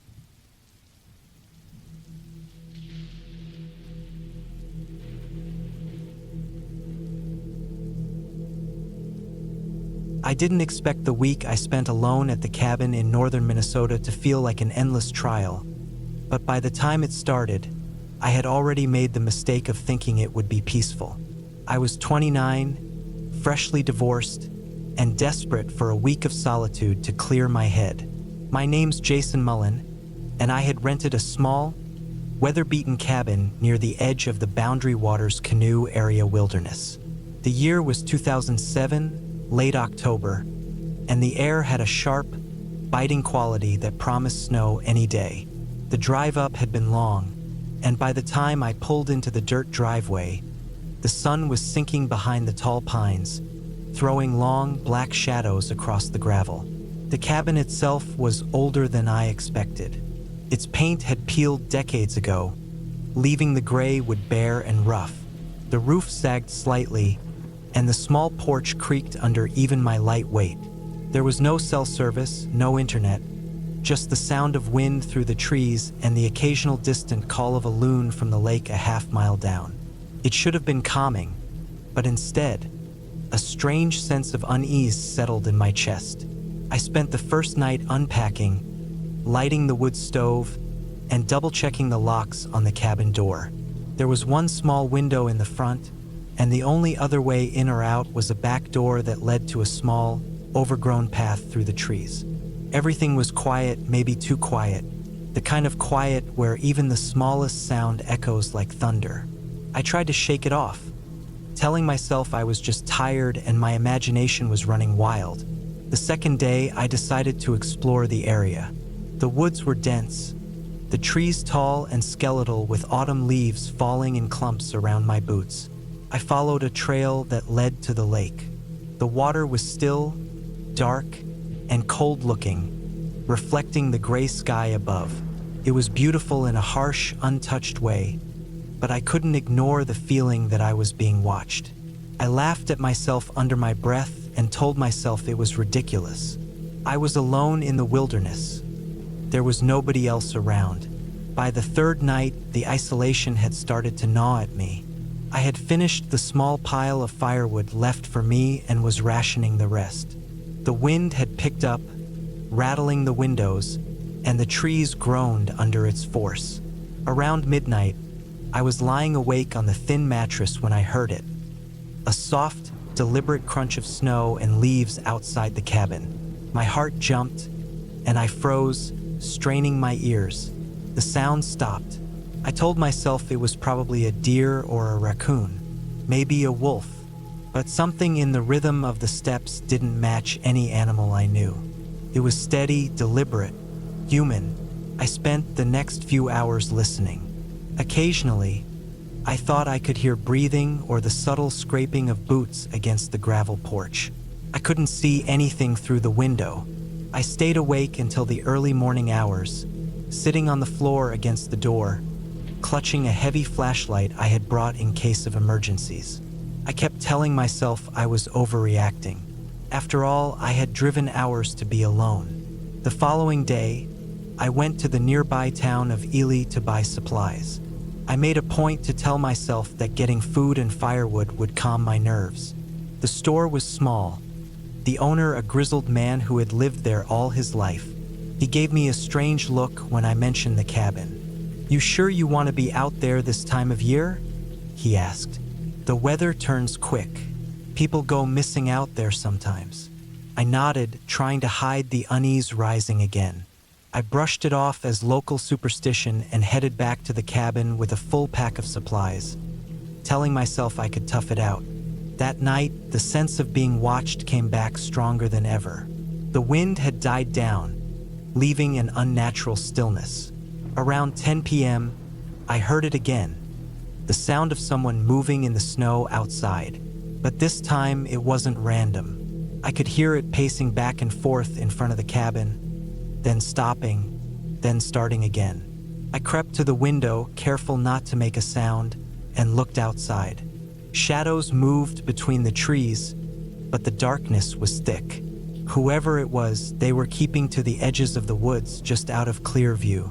I spent hours watching, my mind racing through every scenario. I considered leaving immediately, but my truck was parked down a small incline, and the ground was slick from melting frost. I didn't want a chance falling or alerting whoever it was, so I sat in the cabin, holding a hatchet I found in the corner, my heart hammering in my chest. By 4 a.m., the footsteps stopped. Exhausted, I collapsed onto the bed, but I barely slept, too aware that I was not alone. The next morning, I decided I needed to take action. I checked the perimeter of the cabin, moving carefully through the trees. The snow was soft and I could see footprints. 2 sets, human, one larger than the other, circling the cabin but never coming too close. My stomach sank. Whoever was out there had been watching me, maybe even the night before. I spent the day boarding up the windows as best as I could with scrap wood I found in the shed behind the cabin. Every noise outside made me jump. When night fell again, I sat by the stove, an old rifle in my lap, listening to the silence that felt heavier than ever. Around midnight, I heard it again. This time, a low, scraping sound, like metal being dragged across the gravel. My pulse shot up and I gripped the rifle tighter. Hours passed. The scraping stopped. I stayed awake, staring at the front door, imagining every worst-case scenario. By dawn, the sky had lightened, and I could see that the footprints led away from the cabin, disappearing into the dense woods. I didn't wait to see where they went. I grabbed my pack, double-checked the truck, and started the drive back to civilization, never looking back. By mid-morning, I was on the highway, the trees shrinking behind me, and the tension in my shoulders began to ease. I called the local sheriff as soon as I had signal, reporting the footprints and the strange activity. They sent officers to check the cabin later that week. According to their report, no one had been living there, but the footprints were real. They concluded it had likely been 2 transient men, maybe hiding in the woods, watching the cabin for weeks. I never went back. I didn't even try to rent another cabin. That week had changed me. I realized how quickly isolation could become dangerous, how the wilderness could be indifferent to your presence, and how easy it was for fear to take over when someone else is out there watching. The thing that stayed with me wasn't the footsteps, the scraping, or the nights spent awake.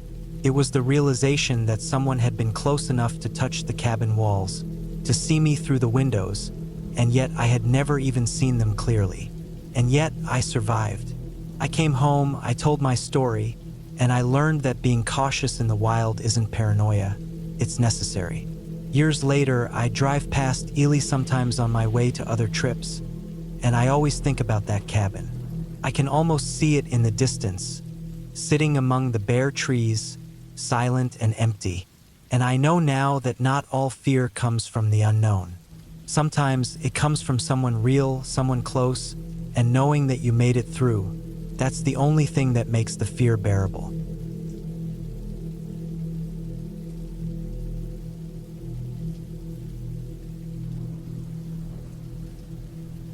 I first went to my grandfather's cabin in the autumn of 2002. He had lived alone for years in the woods near the small town of Millstone, Montana, about 3 hours from the nearest city. The cabin had been in our family for decades, a rough, weathered structure of pine logs with a stone chimney that had long ago lost most of its mortar. I hadn't seen him much in the years before his death. My life in Seattle had been busy with work, and he had grown older, slower, and quieter. But when I got the call that he had passed, I knew I had to go. There was no one else in the area to handle things, and the thought of leaving his body there in that cold, lonely cabin was unbearable. I drove for hours through winding roads and narrow bridges, the yellow leaves crunching under the tires as I neared the forest. The further I went, the smaller the towns became, until it felt like I was the only person in the world. The air grew sharper, the smell of pine thick and resinous, and a thin fog started curling between the trees as the sun began to sink. I remember thinking it was too quiet. No birds, no rustling, nothing. Just the wind and the distant creaking of the old wooden bridge I crossed over Mill Creek. By the time I reached the cabin, it was already dark. The front porch sagged, and the lantern I carried cast long shadows across the rough wooden boards. The door, a heavy slab of oak with iron hinges, creaked loudly as I pushed it open. Inside, the smell hit me before I saw anything. It was a sharp, almost chemical smell that immediately set my stomach on edge. I swallowed hard, forcing myself to move forward, lantern in one hand, a thick blanket I had brought in the other.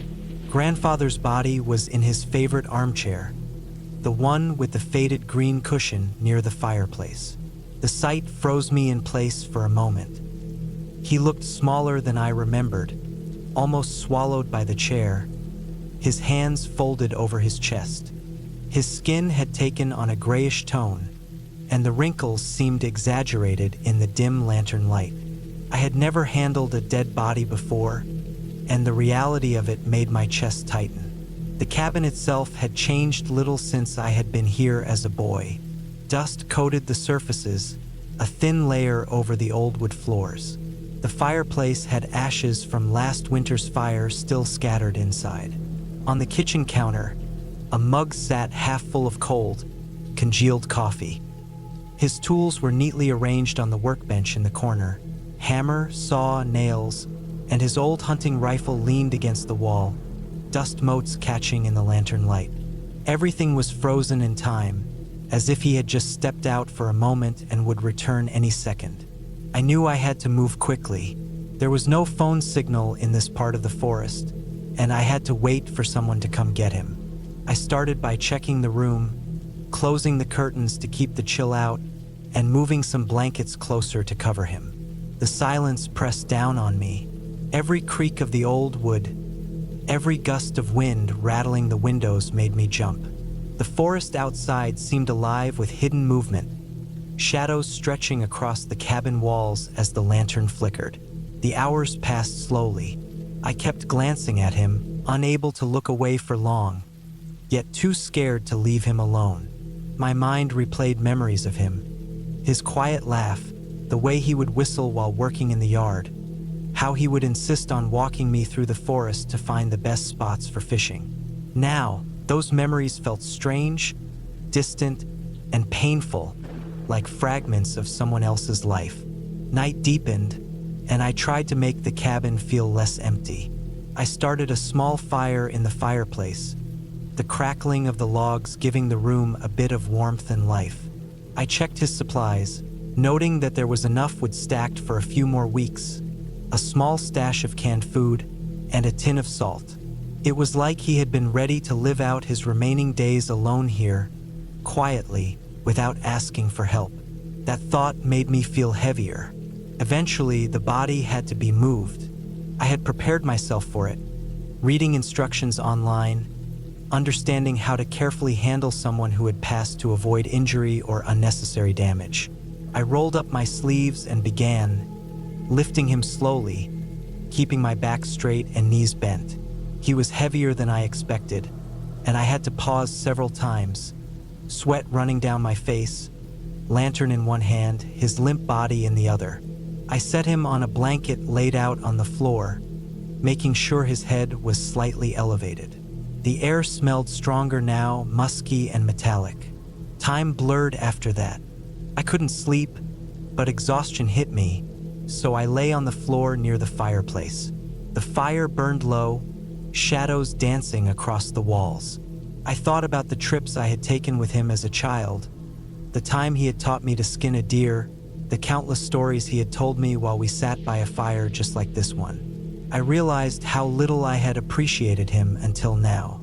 The next morning, I started the walk to the nearest town.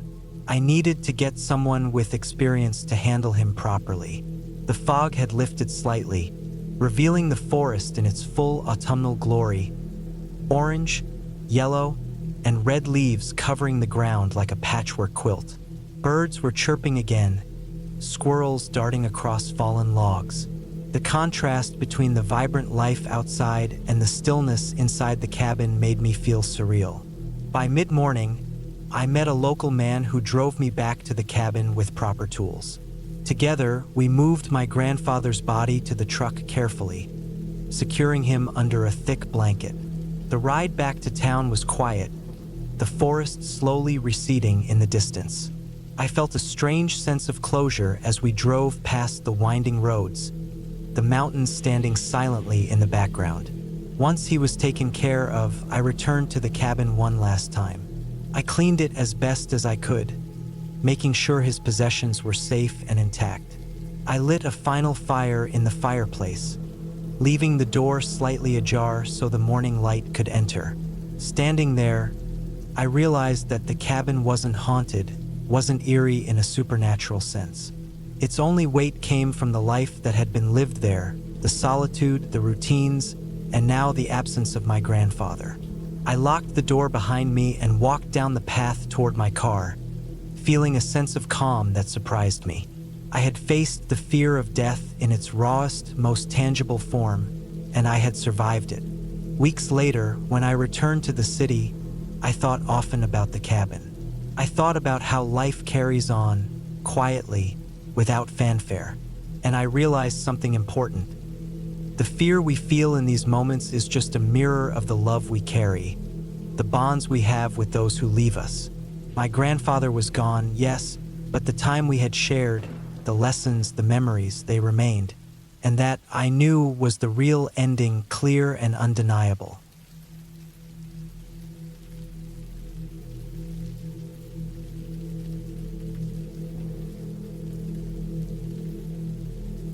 I was 34 the year I decided to hike through a stretch of forest outside northern Alberta. It was early September, the air already turning colder than it should have been, and I had taken a week off work after burning myself out with long night shifts. I wanted something quiet, something empty, and the idea of walking alone through miles of old trails felt like the only thing that made sense. I had studied the maps, marked the routes, and planned to camp for 2 nights before circling back to my truck. I remember the sky that first day, flat, pale, and heavy, like it wanted to snow even though it was still too early in the season for that. The trees looked tired, their leaves fading into muddy yellows. The path felt older than anything around it, full of exposed roots and soft spots of black mud that smelled like rot. I carried enough food and water, a small tent, and a flashlight with spare batteries. I thought I was fully prepared. I thought I knew what I was stepping into. I had been walking for hours when I noticed something strange off to my left. The trees were thick there, but I saw a shape through them. Straight lines, darker than the trunks, almost hidden by branches. I stepped off the trail just enough to see it better. It was a cabin. Small, old, leaning slightly to one side, almost swallowed by the forest. The roof sagged, and most of the wood looked gray and dry, like bones that had been left out too long. I felt a cold wave roll through me, but I couldn't understand why. It was just a structure in the woods. I told myself I should ignore it and move on, but something about it pulled at me. Maybe it was curiosity, or maybe it was the quiet. Everything around me had been silent all day. No birds, no wind, and the cabin felt like the only thing breaking that emptiness. I stepped closer, pushing aside branches. The ground here was uneven and covered in old needles and dead leaves. The air felt different around the cabin, heavier, like the trees were holding their breath. The front door was half open, hanging crooked on rusted hinges. Inside, it was darker than it should have been, considering the cloudy daylight. I stood on the threshold, trying to adjust my eyes. The smell hit me first, a mix of wet wood, stale air, and something metallic. The floorboards were warped, some broken entirely, showing dark gaps underneath. There was a small table in the corner, covered in dust, and what looked like an old cooking pot resting on top, tilted on its side. I stepped inside, careful not to put weight on the wrong spot. My boots stirred layers of dust that looked untouched for decades. The air felt trapped. I noticed scratches on one of the walls, not animal marks, but long horizontal lines, uneven but definitely made by human hands. They were at shoulder height, and there were dozens of them, almost like someone had dragged a sharp object across the wood again and again. My heartbeat felt too loud in my ears. I tried to slow my breathing, telling myself it was probably just someone passing through years ago, maybe carving out frustration or boredom. But the marks looked too desperate, too deliberate. There was a back room. The doorway had no door, just an empty frame. I felt a tightness in my stomach when I looked at it. Something darker than shadow sat beyond it, something the cloudy daylight couldn't reach. Still, I stepped toward it, telling myself I had come this far and might as well finish looking. Inside the back room, the smell was stronger. The air felt colder too. The walls here were lined with shelves, most of them collapsed or leaning. There were glass jars scattered across the floor, some broken, some intact. Dust covered everything except a single clean patch on the far wall, like something had been removed recently. That made no sense. Nothing about the cabin looked recent. I felt my skin tighten with unease. I turned to leave when I froze. On the floor, near the shelves, I saw footprints. Human footprints. Bore. The dirt was disturbed in a clear shape. A heel, toes, the curve of an arch. The print wasn't old. It wasn't soft around the edges or filled with dust. It looked fresh. Too fresh. A cold wave rolled down my spine so hard it almost made me dizzy. Someone had been here. Someone without shoes. Someone recently. The air felt thick and wrong, and I suddenly realized how quiet everything was again. No insects, no wind, just silence pressing against my ears. I backed out of the room slowly, trying not to make the floorboards creak. Every step felt like it echoed too loudly. When I reached the main room, I noticed something I hadn't seen before. A sleeping bag in the far corner, rolled up tight, not covered in dust. Next to it was a metal cup and a pile of wrappers from food, the kind you'd carry on a long hike. Someone was staying here. Someone who might be nearby right now. Someone who might not like the fact that I had walked straight into their space. My chest tightened until it hurt. I stepped backward toward the open doorway. My foot hit something, and I felt it roll under my boot. When I looked down, I realized it was a small hunting knife. The blade was thin, dull near the edge, but the handle was worn in a way that showed it had been held a lot. The fact that it was on the floor bothered me. Why drop something like that unless you were in a hurry? A noise came from outside, not loud, but sharp enough to cut through the silence. The sound of a foot dragging against dry leaves. Not an animal. Too steady, too heavy. Everything inside me screamed to get out. I moved fast but quiet, stepping through the doorway and onto the soft ground outside. The air hit me harder out here, cold and almost biting. I scanned the trees but saw nothing. That somehow made it worse. The forest was too still, like everything was waiting. My pack felt heavier when I threw it over my shoulder. I didn't look back at the cabin. I didn't want to. I just walked. First slow, then faster, then almost running as the seconds stretched and the silence became unbearable. Every crunch of leaves behind me felt louder than my own. Every shadow looked like a person. My breath came out in fast bursts, and my legs shook, but I kept going, pushing deeper along the trail, trying to get as far from that place as possible. The forest felt endless. The sky darkened too early, and the wind finally picked up, bending branches and filling the air with cold noise. I didn't stop, not even when my legs felt like they were going to give out. It took nearly 3 hours before I reached the spot where I had planned to camp, but I didn't trust the woods anymore. I didn't trust anything. I kept walking until the trail met the dirt road near where I had parked my truck. When I finally opened the door and sat inside, I felt the first bit of safety all day. My hands were shaking hard. My shirt was stuck to my back with sweat even though the air was freezing. I locked the doors and just sat there, breathing, trying to calm the pounding in my head. Before starting the engine, I looked back at the trailhead. The trees stood still again, quiet and harmless, like nothing had ever happened. But I knew better. That cabin was real. Those footprints were real. The fresh supplies were real. Someone had been living out there, far from everyone, hiding in a place no normal person would choose. Someone who had returned recently enough to leave a fresh print in the dirt. Someone who might have been just outside while I was inside their home. I drove away without looking back again. I didn't report it.